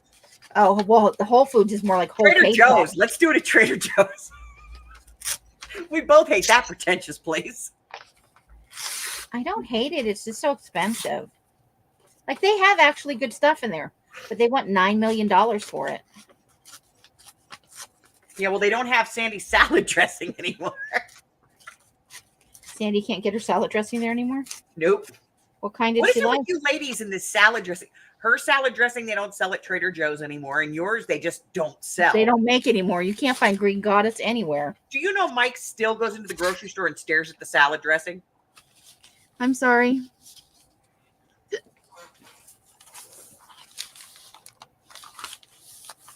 Yeah, I think I love that for the front. What do you think? I like it. Kennedy's got to go back to the damn dentist again. Aw. Suck. I don't hate the dentist, but I don't like what he does in my mouth. That didn't sound right. Dina says she goes to Trader Joe's for the frozen spanakopita and the frozen lemon bars. Holy crap! What? I just looked on Amazon to see if they had Green Goddess dressing. Do they want $20 for it? 2 bottles, $15. Not in this lifetime. I don't love any salad dressing that much. I bet I can find a recipe and make it myself, honestly. You know? Yeah. You know a chef who might do that for you. Are you saying I can't do stuff myself? Are you saying I lack talent? Or are you just saying you already know how to make salad dressing? Uh-oh, I almost did the bad thing again.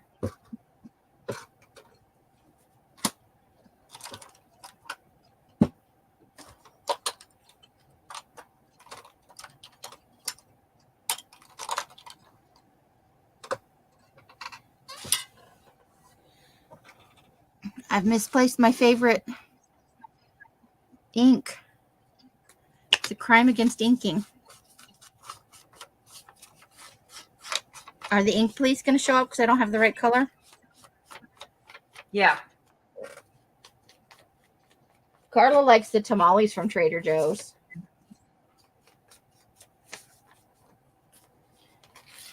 I think we should just do it at Wally World because they'll never kick us out. I know.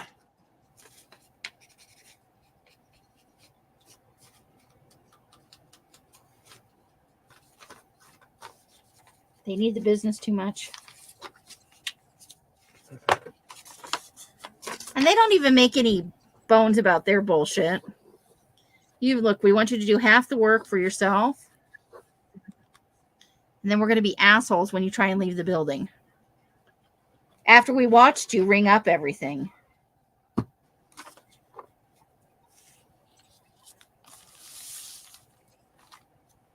That's the problem I have.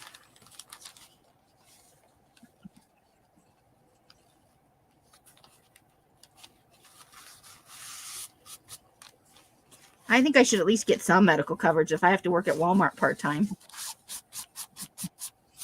Yeah, right.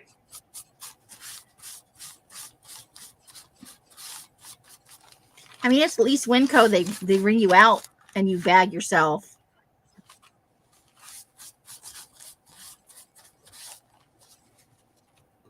You know? Yep. You're just letting me ramble on like a lunatic. Nope. Uh-oh, now I've lost the ink.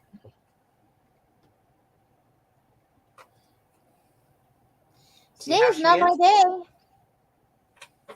I'm telling you, it all around, it's been a really crappy day. I burnt myself earlier. Ow, honey. You're not supposed to do that. Yeah, that's my life. Hold on, I gotta find this ink because it doesn't have the cover on it. Oh, I found it. It went all the way in the middle under my chair. I don't mind bagging. I don't like ringing up myself. Seriously? And then you come and you watch my transaction like I'm some kind of criminal. Were you trying to pull one over on us? I know, that was so... Well, here's what you did. You bagged the bananas right after the... Seriously? What? They were talking... When I rang up those bananas, I didn't leave them on the scanner long enough, and the weight didn't register, and I put them in the bag, and she came over and scolded me for it. Yeah. I'm not talking about you, Sandy. Well, you were talking about bananas. Okay, but not that specific banana. Okay.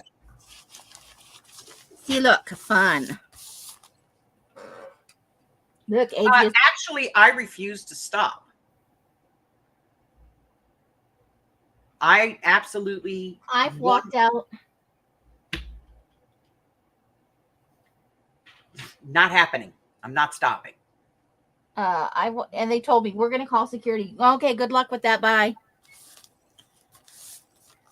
Every now and then, one of them reaches out towards my arm, and I'm like, "Oh, don't you dare! You put your hands on me." We will both be very unhappy about this. I had one time who grabbed me. She had really long nails, and she actually drew blood on my arm. So I ended up... They called the police because we got into an argument. And when the cops got there, they actually... she's the one that got in trouble for assault and battery. Yeah. Target has a self-checkout but so does Walmart now. Some of the newer ones at Walmart. Yep. Hi, Roseanne. Roseanne. How you doing?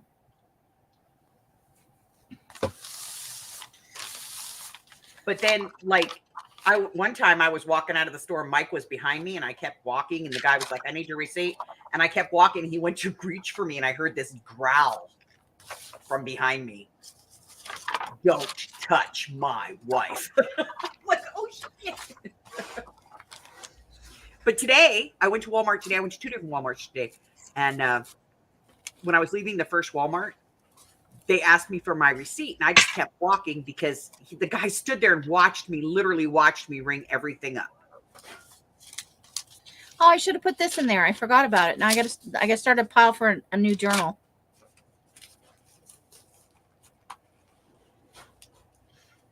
Yeah, it'll. Those are very sophisticated now. But the thing is, we're not trying to cheat anybody. We've spent all this time in the store picking out our shit, and we got to ring up our own shit, and nobody's going to help us. But you can see us ringing it up, and you're going to make me show you my receipt. And besides, they've already been in trouble before with the law for that shit, you know? Yep. But I was walking out of the store, and the guy asked me for my receipt today, and I just kept walking because I refused to stop. There is no sign or any notification. I didn't sign any documents or anything that says that if I'm shopping there, that they have the right to inspect my things. Once I pay for it and put it in a bag, even the receipt is my personal property, and technically that's illegal search and seizure under the technical form of the law. They've been told by the Supreme Court now like 3 times to stop doing this, but they still continue to do it. So my little protest is I just walk out of the store. Amy waves a receipt at him and we keep going. But they've tried to make me stop more than once. Yep.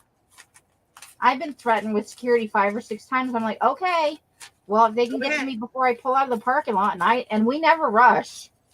So I walked out of the store outrun today, security. I'm too old for that shit. and the guy asked me for my receipt, and I just ignored him and kept going. And there was a really good reason why I ignored him, because like 8 people walked out the door, and not a single one of those people did he ask for their receipt, but he asked me. And I only had like a bag of chips and a pack of underwear in my basket, you know? Well, the thing is, we're both carrying receipts and our stuff is in the same basket. So I think they think we must be, but literally, you just watched us both ring up. I know. So I walked out, and he asked for the receipt, and I just kept going, and he goes, I hope you effing slip on a rock. What the hell is that crap? I've had them tell me when I've bought things in there, like I bought a camera one time and I had it in a bag. It was all tied up because I bought it in the camera department, and they tied it and they stapled the receipt to it. And I was walking out and this guy wanted to look at my receipt. And I was like, just kept walking. He goes, well, I hope you don't have to return that because we won't take it back. I said, what, without your little highlighter mark on it? I can do that myself. Oh my God, because I don't have any highlighters at home. In some places they do it, in some places they don't. But they're not supposed to do it. They've been told not to do it. The Supreme Court, because they actually had somebody take a case all the way to the Supreme Court. And they deemed it that it does actually classify, it falls under illegal search and seizure because you didn't sign an agreement. Now they can check your receipt at Costco and Sam's Club because that verbiage is in there. Because you signed it, right? But any store where you're not a member, you didn't sign some kind of an agreement that says, hey, you can look at my stuff.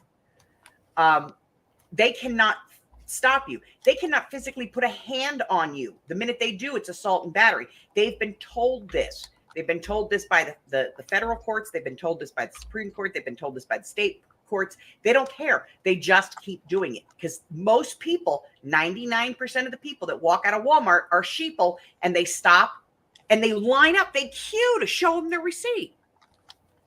Now, if I've got a TV in my cart, yes, I will let them see my receipt. Because that's a big item where it's like maybe you went in and just, put it in your cart and you're rolling out.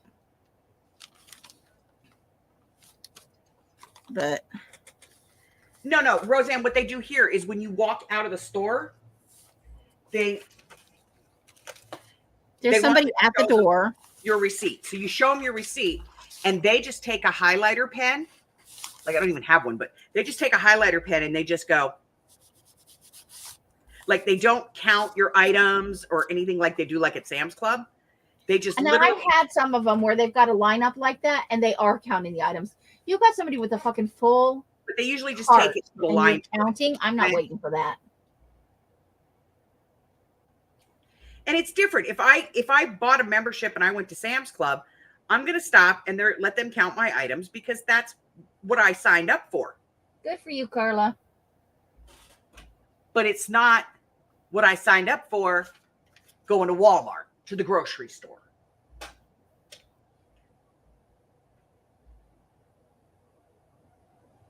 Mm-hmm. All right, so there, look, I put something over the ugly side of the underwear.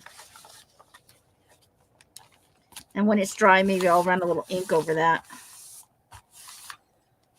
Now, I've done this one too.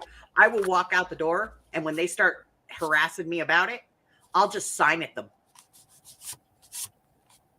Death. And I'll just keep walking.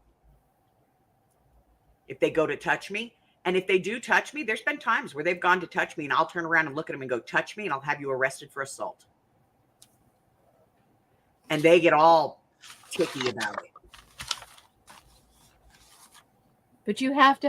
No, I don't have to anything. Yeah, I don't have to have. Being so militant about it until they started reaching out to grab for you. You know, don't touch me. Do not, Nope. never touch me. Never touch me.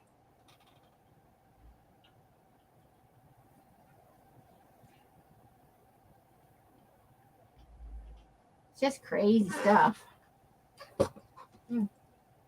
But and even here in Vegas, it's not every single Walmart.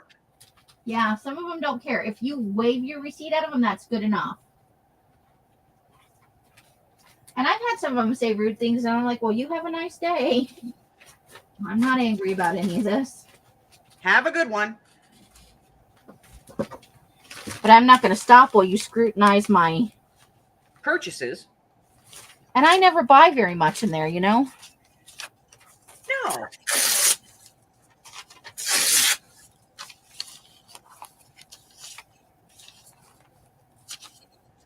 But yeah, like they don't do it down in Henderson at the Henderson store, but they'll do it. I can't even believe they're doing it at our store up here in Summerlin. But those nice people that live in that area just stop. There'll be a line 6 or 7 carts deep. Yeah. Waiting to have their receipts checked. And Amy and I will just go around. We've actually gone around one time, and the guy that was working it went, "You need to wait so I can check your receipt." Amy went, "No, you don't." And he just kept going. I said, "No, I don't." And he was the one that was like, "I'm going to call security." Okay, see him in the parking lot. In the parking lot, we're parked right out front there in the handicap.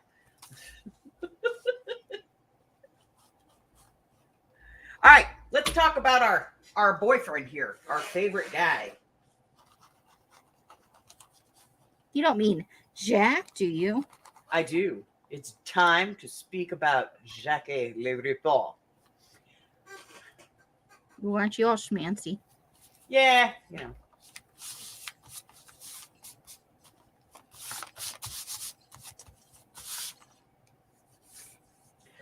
Okay.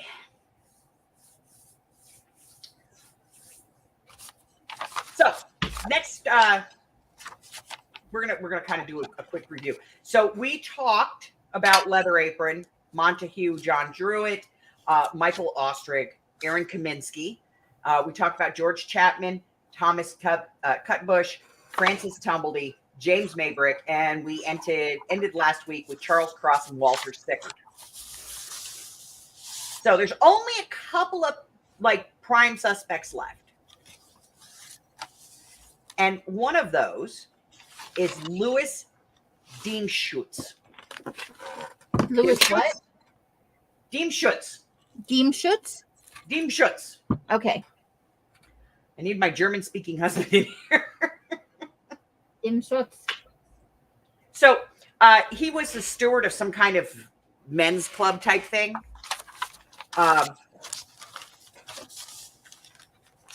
And he found the body of Elizabeth Stride. This is the guy who was bringing one of the guys who was bringing his cart back. He was going to put his cart and horse away for the night.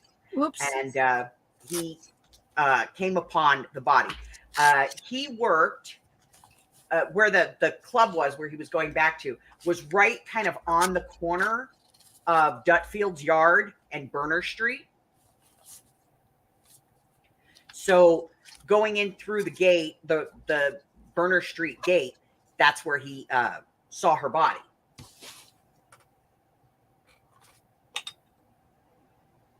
Bless you. Did somebody sneeze? And I missed it? Oh, because we're saying Diemschutz. I get it. It took a minute. Good one. I like it. Sorry. Please continue. No, it's okay. So he says, this was his story. On Saturday, I left home at about 11:30 in the morning, returned home exactly at 1 a.m. Sunday morning. Noticed the time at a tobacco shop in the Commercial Road. So obviously he does not have a watch. Yeah, but when people get too specific, that's usually a red flag. Yeah, that's kind of a thing. So he was driving a pony harnessed to a costermonger's barrow, which is like a wagon.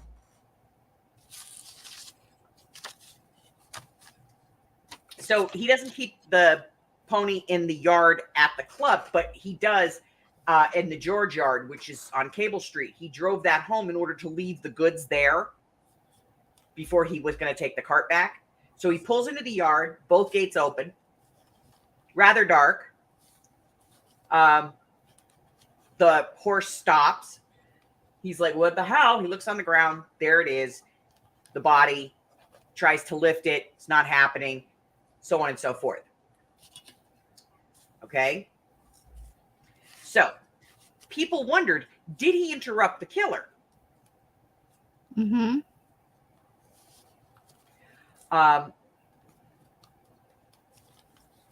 Later on in the day, after they found the body and everything, it came to him in the realization that that killer was still there. He just didn't notice it because he was paying attention to the body. Yeah, the horse and the body. Well, horses get a little skittish around blood and stuff, right? Yeah. So that was kind of his whole thing. And everybody was like, well, maybe he did it. And then, but if he did it, why didn't he why did he go and have it discovered? Didn't make any sense. So now we're going to talk about. But in modern times, they say that the killers sometimes like to interject themselves into the investigation to find things out. Yes. Or because they think they're so clever that, they can't be right. So now we're going to talk about the female suspect. There's a female suspect. I don't remember that. There is. Ooh, scandalous. I know, right? Her name was Mary Percy, and she actually was convicted of a murder, and she was hanged in Newgate Prison in 1890. Murder of a man or murder of a woman? She actually murdered her husband's lover and the daughter, the baby daughter, who she believed was her husband's. Oh. So in 1939, they kind of put out there that she may have been a suspect, but there's not a lot known about her other than the fact that she had a real issue with loose women. Because it's always the woman's fault, not the man's, right? Right. But because she had a problem with loose women, she, the theory is that because of that, she went out and she killed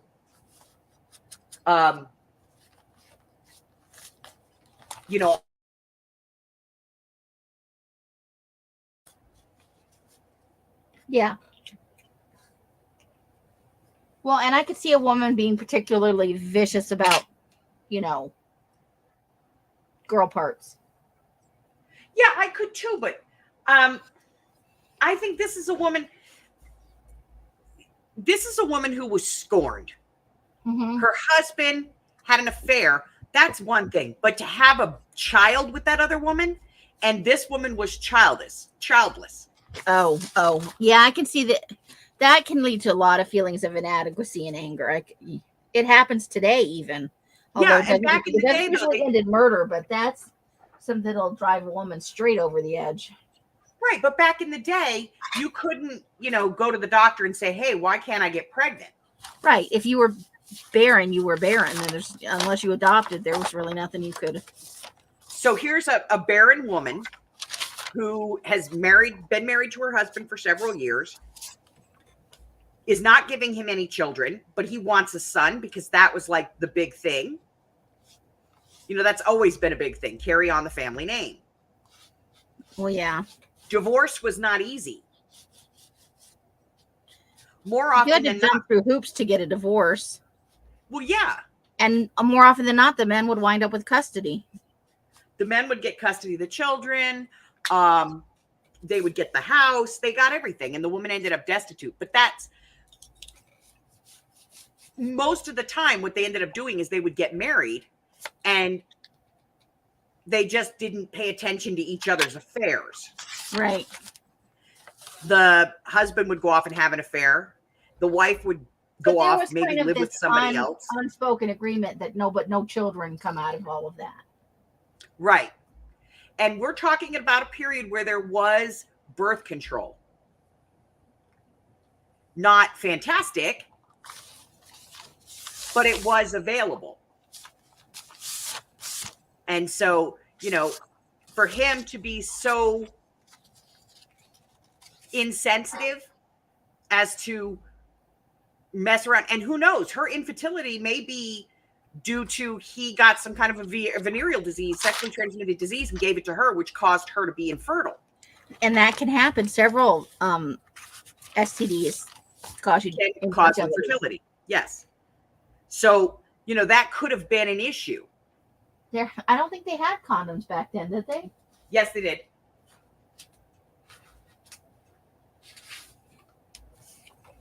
Adria's so happy because the purple paper has a home. Oh, but I love the purple paper. It deserves to be there. Isn't that fun? Look at it. It's so gorgeous. I think it's gorgeous. He's so fun. But yes, they did have condoms in the day. They weren't made from the rubber that we think of today. Okay, what were they made out of? Sheep's intestines. Okay. Yeah, I did know that then. They had things I just Shakespeare. try to block out of my memory, Yeah, we're talking like the 1600s. They had them. Right. I'm not even getting rid of these bits, Adrian. I'm putting them in my scrap bag to use later. It's happening. So yeah, even back in the time of like Shakespeare and stuff, they had them, and they would carry them in a little container, like a little jar or something. Like a little pot. And they would take it out and put it on and use it, and then rinse it out and use it again. Oh. So if, it slipped, or, your sleeve was a little too big for the extension, for the extremity, it could slide off. So it is possible that he picked up some sort of transmitted disease and then brought it home to her, which caused her to be infertile. Or she may not have been the infertile one. It may have been him, and that other kid may not even have been his. Right. But back then, they didn't know that men could even be infertile. Right. They blamed it on if a woman didn't get pregnant in the marriage and they were having sex for that purpose, it was her fault, not his. Absolutely. So the popular theory was that, because she was infertile, she must have been infertile because she had an STD, which she blamed on her husband's infidelity, and not just his lover, but and right, it's Colonel? not, like back then, men didn't just jump into a relationship. He was probably frequenting prostitutes before he fell into the relationship. Right. But then he ended up impregnating the girlfriend, which again may or may not have been his child. Especially if she was, still prostituting. It could have been somebody else's child and she just blamed it on him because he was the nicest guy. But the wife caught wind of it and she killed the girlfriend and she killed the baby too. And now, that is not the baby's fault. That's some fucked up shit. And she was taken into Newgate Prison in late 1889, and was hung in 1890. So that is their theory of why the killings ended, was because she got arrested. She went to prison. And went to now, prison. How, in terms of percentage wise, how, not popular, but how likely is it that she was the murderer? Highly unlikely. Because she was a woman, or because none of the women that were killed knew her? Not a single witness ever came forward and said, well, I saw her walking with another girl. Okay. And this woman was like 5'6" tall. Uh-huh. And a very slight build. Right. And all of the descriptions put this guy at like 5'10", tall with a broad-shouldered build. Okay. And that was unilateral across the board. Okay. I just want it so that everybody's aware of why she's not, you know. Yeah.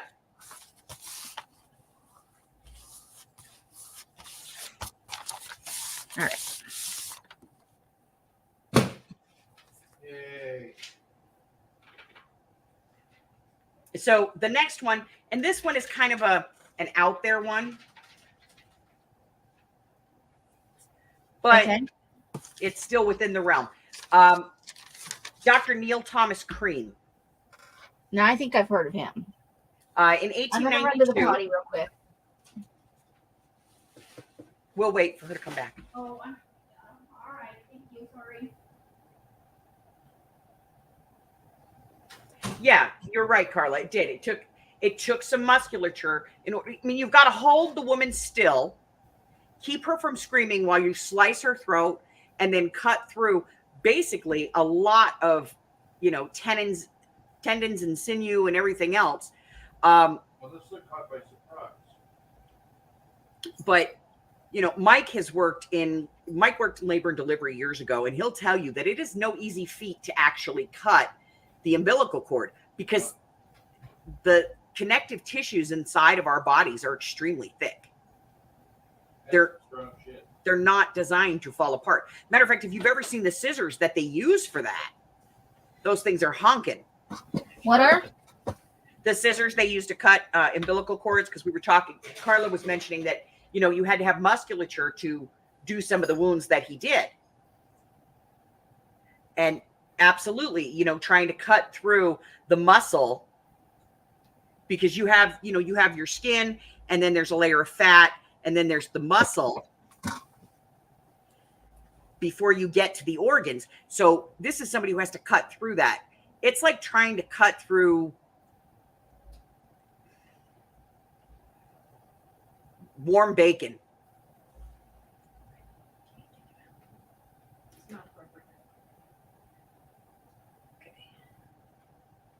Smells chickeny in here. So much chickeny.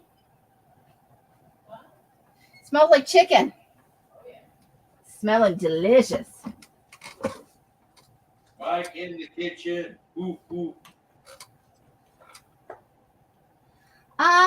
With the right tools, possibly, but for the amount of damage, especially with the last victim, a woman is unlikely, but not. I would never say it's impossible. Right, but it's also why, as far as I'm concerned, it's the other reason why Walter Sickert can't be. He had a form of muscular dystrophy. So he didn't have a good grip and stuff. So he didn't have a good grip. He didn't have a lot of strength. Okay. So to me, that is what took Walter Sickert out. I want you to know I just lotioned my shirt. Okay. Just felt like sharing that with everybody. Trying to get the elbow and the shirt got in the way. I'm sure it'll be nice and supple now. So if anybody notices, I actually took out the comment from Rudy, and I'm not being mean, but we're going to get into some sensitive stuff here, and I just don't think it's appropriate. So my apologies, but so I think Alex does Doctor? too, Janice. huh? Do you use the scissors to cut bacon? I've done it before. Yes, I've done it. But when you're trying to hold on to a piece of warm bacon and you're trying to cut it with a serrated knife, it's not easy. That's pretty much what trying to cut through the abdominal wall is like. And yes, today, those the knives, the scissors and things that we have today are much better than what he would have had at the time. Unless he had some medical grade weird apparatuses, There's some stuff out there that'll, even at the time, that would F you up. Yeah, absolutely, Zena. They're slippery little suckers. All right, so we're going to talk about this one. Neil Thomas Cream. He also was hung at Newgate Prison. Now, was he a real 1892. doctor? Huh? Was he a real actual doctor? A real doctor.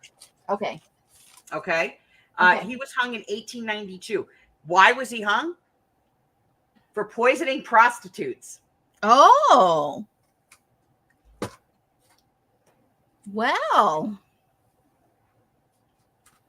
Where'd that magazine go? So, as he's being led up to the gallows and they put the noose on him and everything, the hangman says to him, "Do you have any last words?" And the guy kind of just looks at him. So the executioner hits the thing and the trap door drops. And as he goes down, he goes, "I am Jack."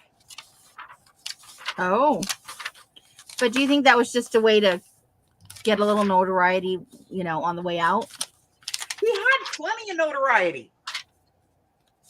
Yeah, but people would talk about it for years to come, He poisoned 4 or 5 prostitutes. But poisoning is a lot different than stabbing somebody or eviscerating them. Yeah.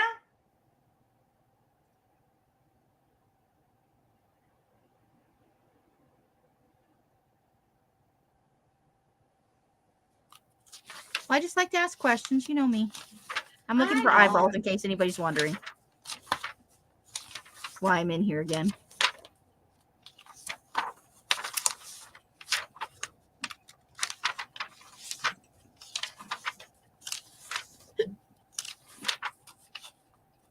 Why am I the only one on the screen? Where'd Els go? I Els got. put you on the screen. Okay. Okay, so if you go to the Jack the Ripper page, which is an actual page, guys, it's jacktheripper.org. You're going to see that there are literally, I'm going to read you the list of suspects that have been brought up in this case. Aaron Now, Kaminsky. are these all at the time, or is this over the course of history? This is over the course of history. Okay. Okay. Aaron Kaminsky, we talked about him. Francis Tumblety, we talked about. Charles Cross, we talked about. James Mayberry, Maybrick, we talked about him. Montague John Drew, we talked about him. Walter Seekert, talked about him. Just some local nobody. H.H. Holmes, we talked about that possibility. Joseph Barnett, George Chapman, Thomas Cutbush. Okay, ready? Prince Albert Edward Victor. I remember that. Jacob Levy, George Hutchinson, Leather Apron, Carl Feinbaum, Sir William Gall, who was actually, Sir William Gall, if I'm not mistaken, was actually the Queen Victoria's actual personal physician. Yeah, I remember him as a suspect. David Cohen, Nathan Kaminsky, Michael Ostrog, we talked about him. James Kelly, Neil Cream, we just talked about him. Frederick Bailey Demon, we talked about him. Eleanor Piercy, John McCarthy, Francis Thomas, Robert Mann, Lewis Carroll. Are you serious? Yes, Is it because he was on drugs? probably. William Henry Bury, Louis Dim Schultz, which we talked about, Sir John Williams, Albert Backert, Michael Baybrick, Edward Buckley, and Chaim Hymas. I'm sorry. Now, I'm going to be honest with you. Most people think it was Aaron Kaminsky. Okay. Okay? Out the door, Aaron Kaminsky. He was cuckoo, crazy, went insane, was committed at the exact same time the murders stopped.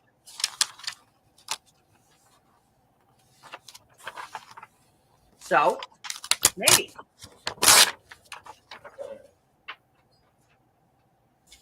But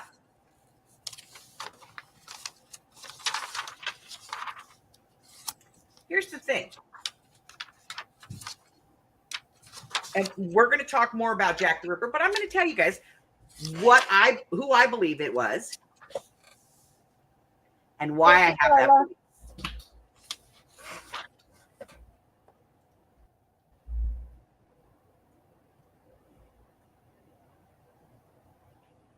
H.H. Holmes was not a serial killer. He was a But yes, con that's who man. they think it was. But yeah, some people do think that it was him.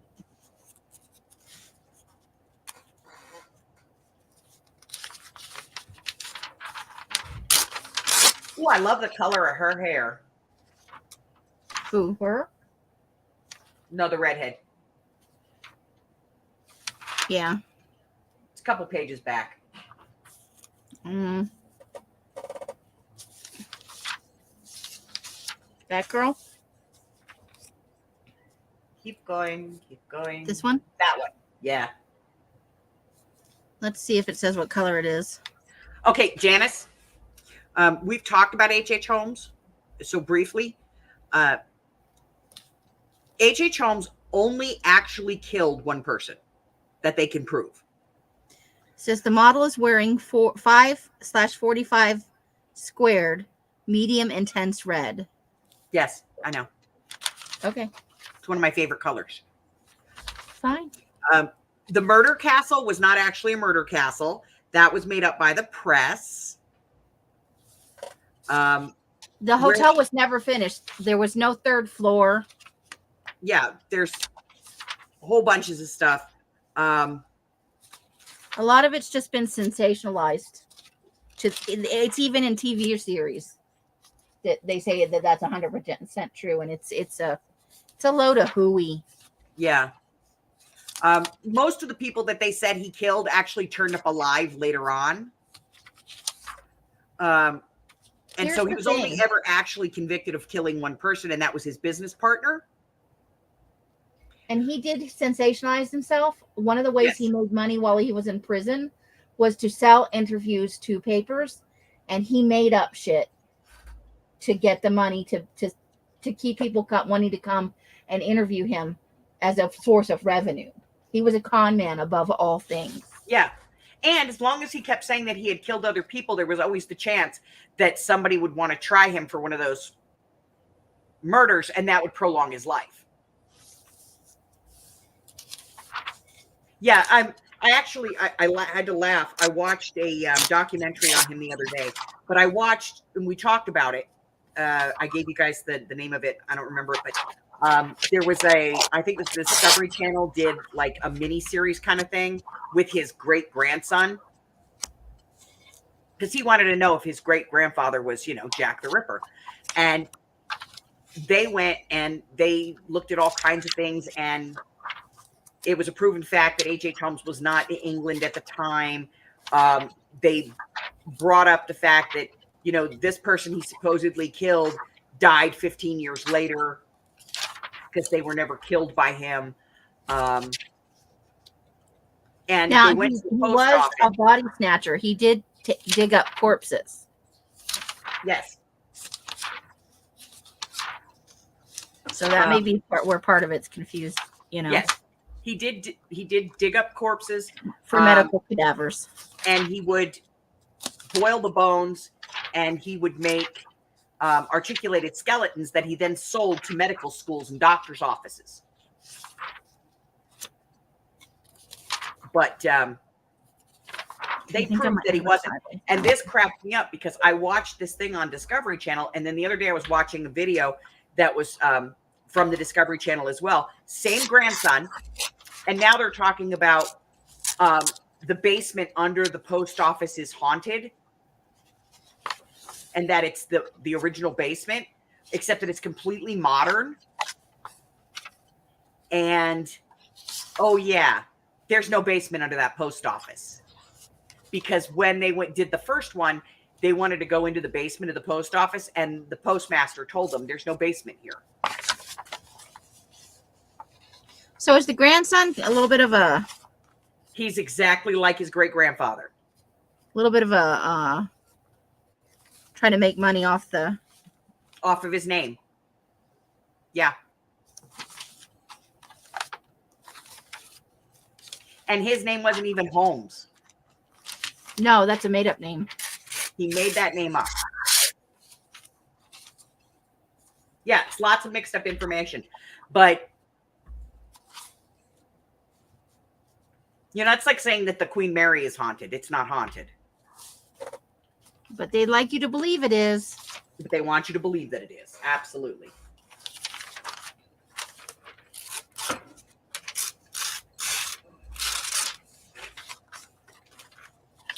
But yeah, H.H. Holmes was not a serial killer. He only ever really killed one person. They went to where he supposedly killed his partner's kids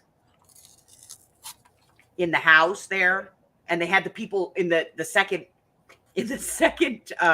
Discovery Channel thing. They actually had those people go, "Oh yeah, the house is haunted." But when they went there, they examined the house. They actually dug up where he supposedly buried the bodies, and they went through it with an archaeological team in the original documentary, and they could not find anything. No bone fragments, no teeth, nothing. And I'm sorry, but I got to tell you, without a cremulator to destroy the cremains, you would never get the skeleton down to parts that you couldn't find. Teeth especially teeth. Very hard to break up. So can you see this guy like killing 2 kids, then burning the bodies to the point where they were just totally destroyed? Because, oh yeah, that's like, you got to have it at like 1700 degrees for like 8 hours to destroy the human body. Plus you have to dry it out first. So he spent a whole week drying it out and then burning it up. Do you think the people around the murder castle wouldn't have said something if they smelled burning flesh?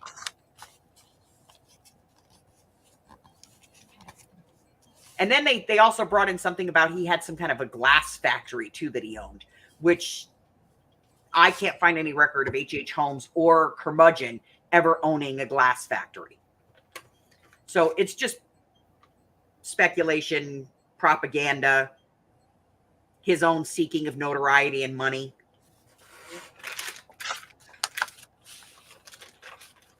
Okay, back to Jack. What were we talking about? Oh, I was going to tell you who I think it did it. Yes, you were.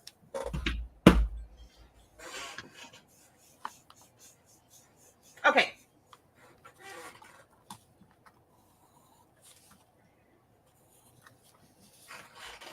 So when we first started this, I told you guys, back in the day, they didn't have ambulances.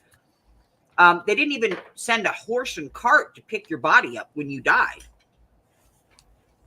They sent a guy with a wheelbarrow, basically. That's what I was just going to say. Wasn't it a wheelbarrow or something? Yeah. Some kind of hand cart thing, It was a hand cart, and they would send a guy. More often than not, they would send him from the prison because that's where the infirmaries were, the workhouses. So Newgate Prison was connected to Newgate Workhouse. And that's where the mortuary was, where the coroner was, the doctor, the clinic. Now, this is me. If I was going to kill somebody, I wanted to be famous about it, which he obviously did because some of the letters were real. He wrote on the wall. He wanted notoriety. And I wanted to be able to bask in that.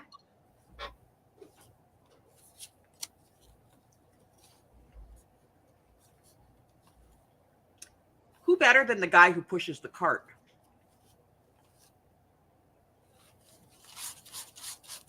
Okay. Was he ever a suspect at all? Yes. But there's no real, hardcore record of him. But he was a suspect. But if you think about it, he would be right there while the police were investigating. So he'd know what they knew. He would and know what their knew. theories were and all that. Mm-hmm. He would know what the coroner knew. He would know what the doctors and coroners knew. he would have time to spend with the bodies after they were killed. Ew. But okay. And he would be so involved with it that he could actually be overlooked as a suspect. Yeah, because he was just there for his job. He didn't actually look like a looky-loo or anything. Right.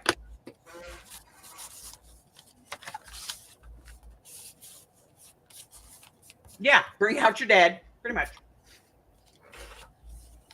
So my theory is that it's either one of the wardens there at the Newgate prison or the workhouse Mm-hmm. who would be directly involved with it, or it's the guy who was pushing the cart and picking up the bodies, because it was almost always the same guy. And he's actually mentioned in the coroner's reports for most of the deaths. Do I want to do it the other way? Or it's the coroner himself.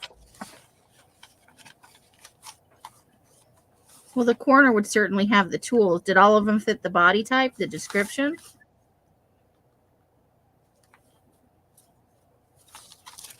Honey, Yes. can I get a quick hand? Hold on, I gotta go help the hubber.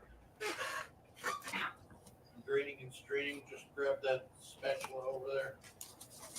Keep you from losing your-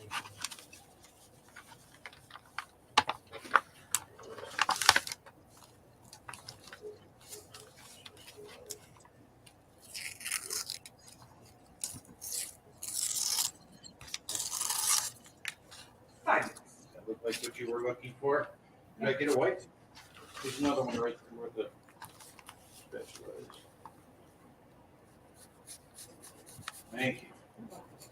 Thank you. I appreciate that. I'm gonna barbecue sauce it now. So my theory is that it either the coroner or the guy who pushed the wagon, or like one of the guards there. And the guy who pushed the wagon, and this is why I think it might have been him, he would have the same anatomical understanding as the coroner. Because he'd seen the work, Because he helped with the work over Okay. and over and over. He just wouldn't have had any formal training, probably. Right. Right. But think about it. If somebody died in the prison, they would have to autopsy the body. If Right. somebody died in the workhouse, they had to autopsy the body.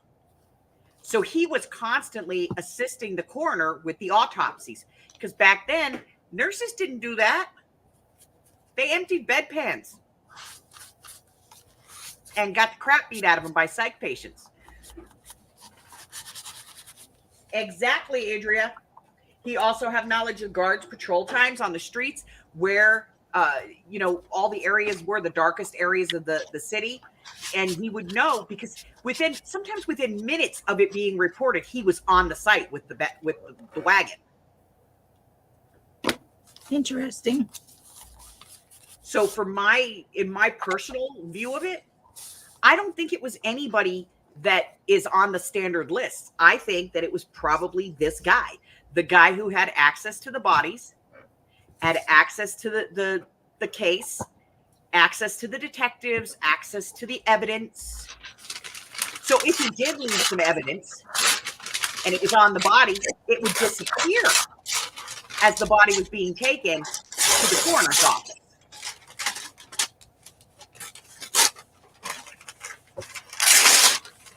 Sorry. You're fine. So that is my theory of who Jack the Ripper is.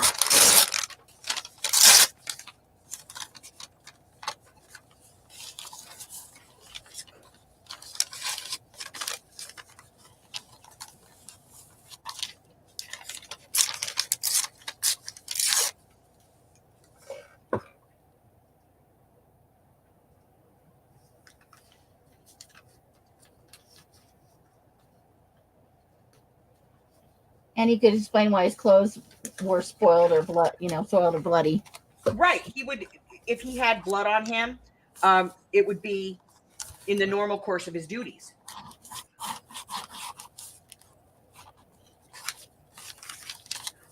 If he was carrying a knife, that also could be in the course of his duties. Well, and also people were used to seeing him around, so if somebody saw him, they might not even mention it. Right. Because it was commonplace for him to be out and about.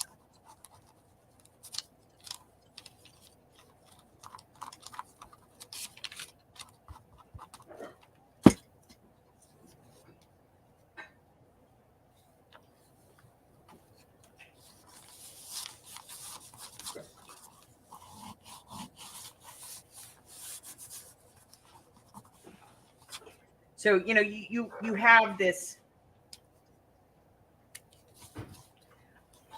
person who fits the perfect murderer mold, but has a very easy way of saying, oh, well, I have this knife with me because I collect the bodies.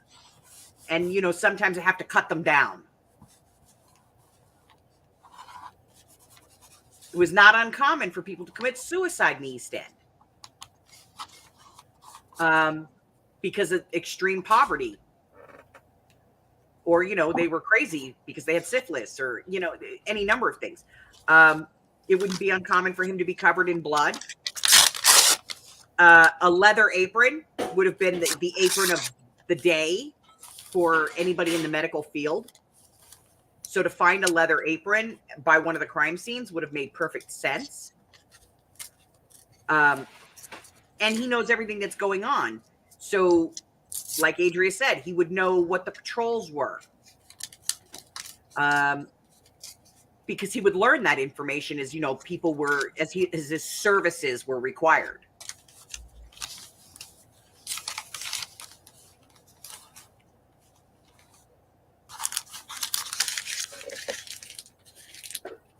So,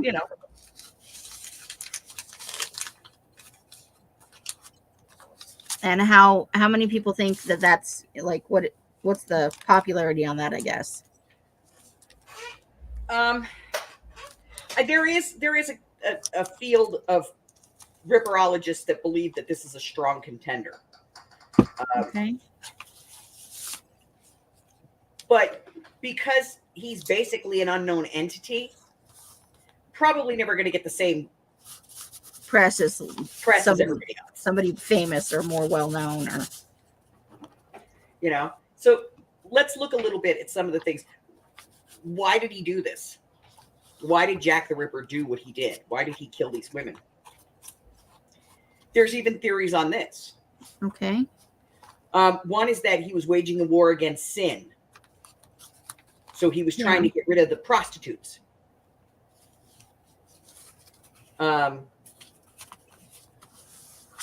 Another theory is that it wasn't one person. It was multiple people. It was all the Freemasons. And that they were trying to get rid of a royal scandal that involved Prince Albert Edward Victor. Because there's a theory that he married a prostitute. And that he kept her and his child, his love child, in an apartment there.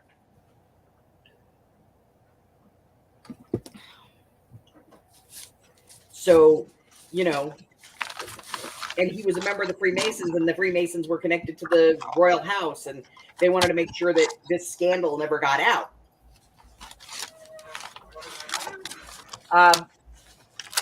The reality is he probably didn't have a motive. He was just a murderer, and prostitutes in that day, as well as today, are easy targets. Same today, yeah. And they're not terribly, when murder happens and that, most times it doesn't really get investigated. It doesn't until they start stringing them together. The murder of one prostitute is nothing. But when you have 3 or 4 prostitutes that get murdered in the same fashion, then they start questioning things. Right. But, he could have just been a sick puppy. And this is a marginalized group of society that, a lot of people look at it and go, it's kind of the hazard of the job. Hi, Candy. Hi, Miss Candy. Okay. I filled all the holes with eyeballs. Progress.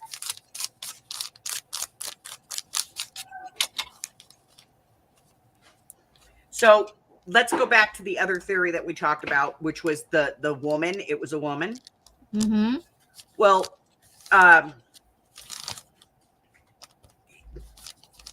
Conan Doyle, the guy who wrote Sherlock Holmes, Uh-huh. he was a firm believer in that it was not a woman that committed the murders. However, it was a man that was extremely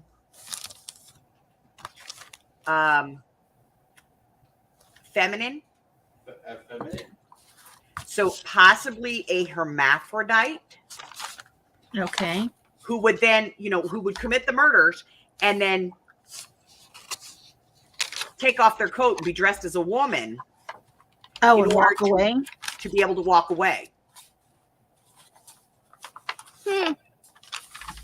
It's a decent theory. Was that Conan Doyle's personal theory? That was his personal theory, yes. Okay. And how much clout did that have in the day? I mean, it was Sir Arthur Conan Doyle. He was pretty, Yeah.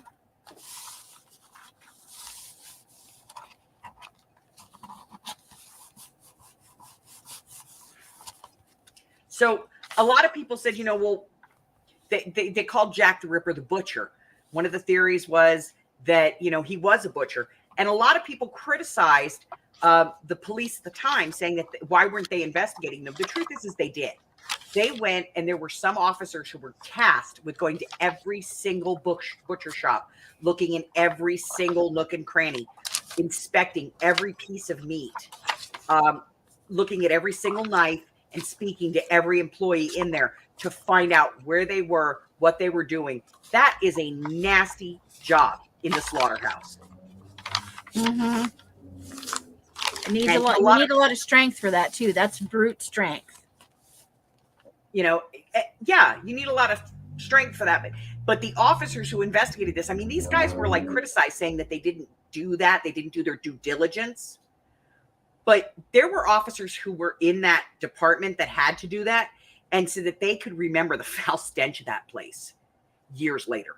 Oh, I'm sure it'll make an impact. If you're not used to that sort of thing, that will get your attention for sure. Good night, Mari. If it's not too late, I'm sorry if I missed you. Sweet dreams. Night, Mari. What am I turning this into? Instead of a to-do journal, I'm going to make a I did it journal, a list of things that I get done every day with some pictures and some other stuff. And because I like creepy things, I'm like using eyeballs and stuff in the. I had one of these envelopey things that I dyed that really, really stuck together and created a bunch of holes and stuff. So I thought it would be fun to have faces and eyeballs peeking out. Okay. So, it's just going to be a journal where I write my to-dos and stuff, and it'll be, you'll see, I'll show it periodically. I had all these bags and envelopes I've been saving from, like fast food and different stores. There's a Blick one. There's one from the copy shop. There's several fast food ones. There's like 5 different envelopes in here that I tore apart to fit, this rough. And I was okay with the cover being like a shorter piece, sort of. So I just thought it would be fun to try something different. Now, where there's writing on some of these, like, let's say this one, I'll probably put a little gesso or white paint or something over that so I can still use it. Or maybe I'll put a picture over that, Those may be the places I put pictures. So I just thought it would be fun. And I don't have to worry about screwing it up or if I don't write neat enough, because it's literally junk. Thank you. So is that the end of the Ripper thing, or are we going to be discussing other aspects? We're going to talk about some other aspects. We're going to look at some of the sensationalism that went on in the newspapers of the day. We'll talk about that probably next week. So we're not really going to delve into theories of why, because who really knows why? I think based on the victimology, alcoholism and child abandonment on the part of women was at least part of a trigger for him. Part of it, I think, may have been an issue. But the reality is, a lot of people just looked at this as the lack of social reform, the lack of public assistance and welfare for, these people that lived in these crowded areas that they, women, their husbands could kick them out of the house and they had no recourse. And no way to make money, really. Right. And so for just the bare necessities, just being able to pay, a couple of pence to be able to stand and lean against a rope to get some sleep. That basic necessity facilitated an environment where those women needed money and they were willing to follow any guy into a dark corner in a poorly lit section of town, where, he was free to do anything he wanted to them for a couple of pence to be able to, find a place to sleep or to pay for a pair of boots because they'd walked through there. So they needed to get new soles put on their boots. The things that women faced in that day that were homeless, men and women, are the same things that they face today. Hunger, lack of shelter, impoverishment, marginalization. This is, it was epidemic in Whitechapel and Spitalfield in that period. And so it brought a lot of criticism, not just on the police, but also on the crown. The Queen and the Parliament and everything, they all got like a lot of backlash on this because, here's this group of people and it included children. It was not uncommon back in that time. Kids as young as 8, 9 years old were on their own. Again, because they didn't want to go into the orphanages. They did not want to go into the workhouses. Those places were worse, as in their opinion, worse than being alone on the street. So, we're going to talk about all of that and how it all led up to what actually happened. There's a theory out there that says that this was somebody who did this in order to bring attention to those issues. So make it a point of how easy it is to just treat women like trash?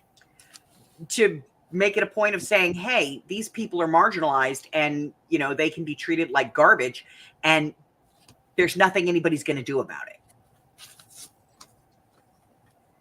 And there's a theory, that they're a blight on society, so we're going to take them out. Well, that's a social justice kind of. Yeah. Or a religiously oriented. Absolutely. Somebody who's very, this is wrong and I'm going to do something about it since nobody else will. He did not have to be charming and personable. All he had to have was some money. Do you know that there's a theory that he offered them food and that's how he got them to go with him? Wasn't one of the victims found with like some green grapes? Yeah, something that they wouldn't normally be able to get. Green grapes.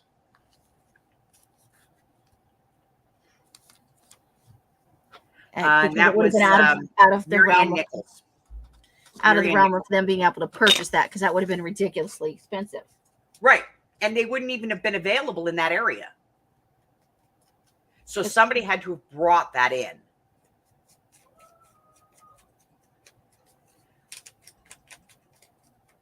But that's it, guys. That's all I have for you this week.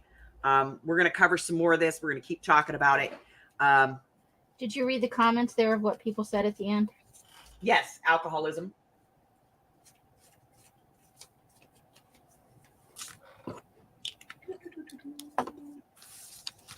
Yes, and Carla's right. Alcoholism was because you could not drink the water. They had public wells throughout the city. But here's the problem. In that period of time, most houses, especially in that area of London, had pit toilets in the house. They had people that they called buckers or pitchers that would come in, and they were usually small children. They would put them down into the cesspit and have them bucket out everything that was in there like once a year. That's gross. It's gross, but that's a job that they gave to a little kid. So that kid is getting exposed to all kinds of bacteria and diseases and things. Those kids did not live long. And could become mentally deranged, like, Yes. That's why they thought they thought it was a well-off person because of the grapes. And then, you had people that were still using chamber pots. And throwing it out their windows. Out the windows, into the street.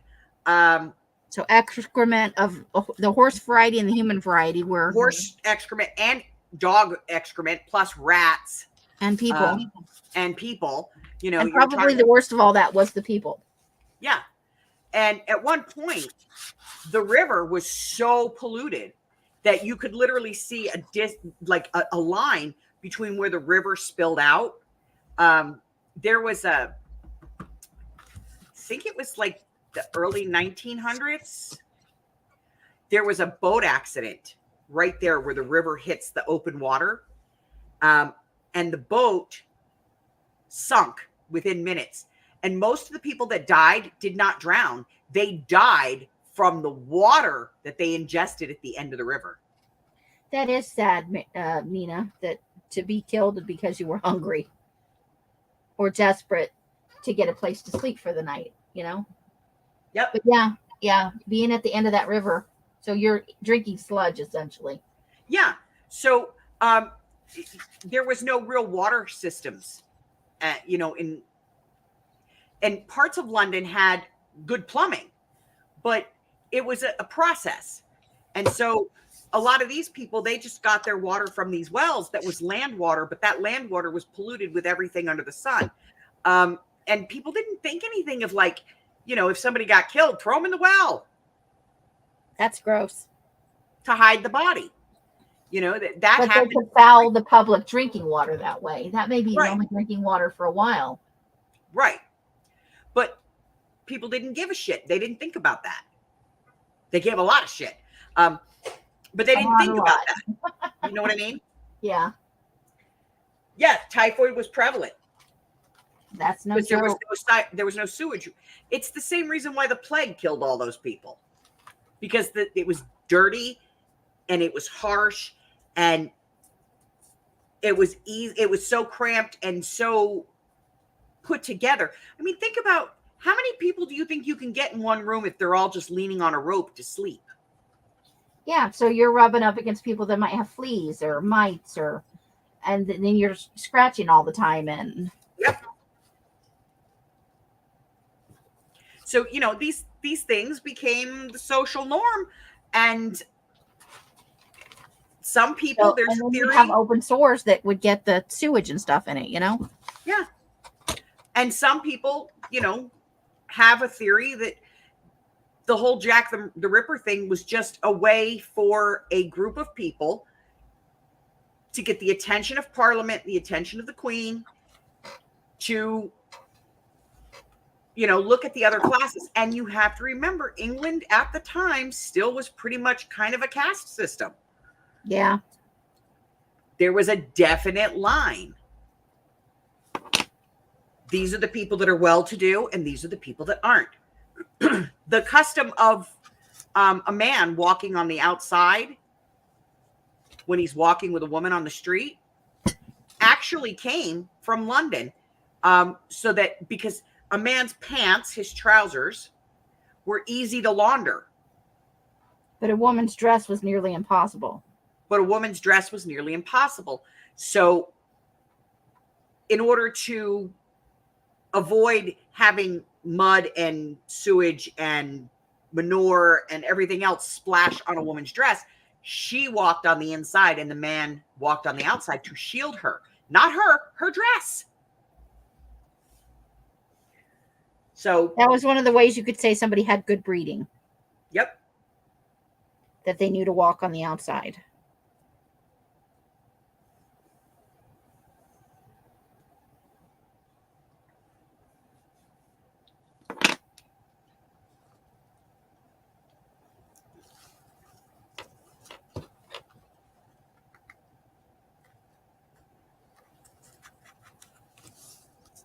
So that's all I have for you. Are you ready to say bye-bye, Amy? Yeah. Whenever you are, I'm just. I love your eyes. Well, I think eyes will be a theme, you know. And I've got some. Where'd they Wasn't go? there a Hold on. serial killer on? Got some other pictures I'd like to include in various places. Maybe her lips. Look at them lips. So, and these two I think are going in the serial killer. What was the name of that show? The one with Manny Patinkin. Criminal Minds. Yes, didn't they have a serial killer who collected the eyes? Yeah, and an enucleator. Yeah, an enucleator. He used a modified spoon that had been sharpened, if that makes Yeah. y'all feel any better. Yeah. But All a right. lot of this, they had several Ripper-like cases. They had one that was where they did reference H.H. Holmes. So Janice is saying that H.H. Holmes was a suspect is not unusual because it is what's the word I want? It's Entrenched in modern. in modern, you know, culture. I've seen it on CSI. I have seen it on Criminal Minds. I have seen it on NCIS. I've seen it on several of these very popular shows where they say absolutely that H.H. Holmes was Jack the Ripper. Yep. And they talk about the murder hotel as if it were real. And it's one of my bugaboos. And I didn't mean to jump on you, Janice, just to be to root that out of the modern mythology. He was not Jack the Ripper, and he did not have a murder hotel. He was a con artist. I'm not giving him more than that. This one irritates Amy. It does. And I'll be honest with you. I have to say, if anybody has, you know, a cult-like following for H.H. Holmes, it's Amy. She actually will stop. If she sees anything that has to do with him, she will stop and listen to what it is they're saying. Because she's looked at it. I've looked in depth at H.H. Holmes. He was a con man. He sold medical cadavers. He did articulated skeletons. He sensationalized the hell out. He was a hell of a marketer for himself when he got arrested.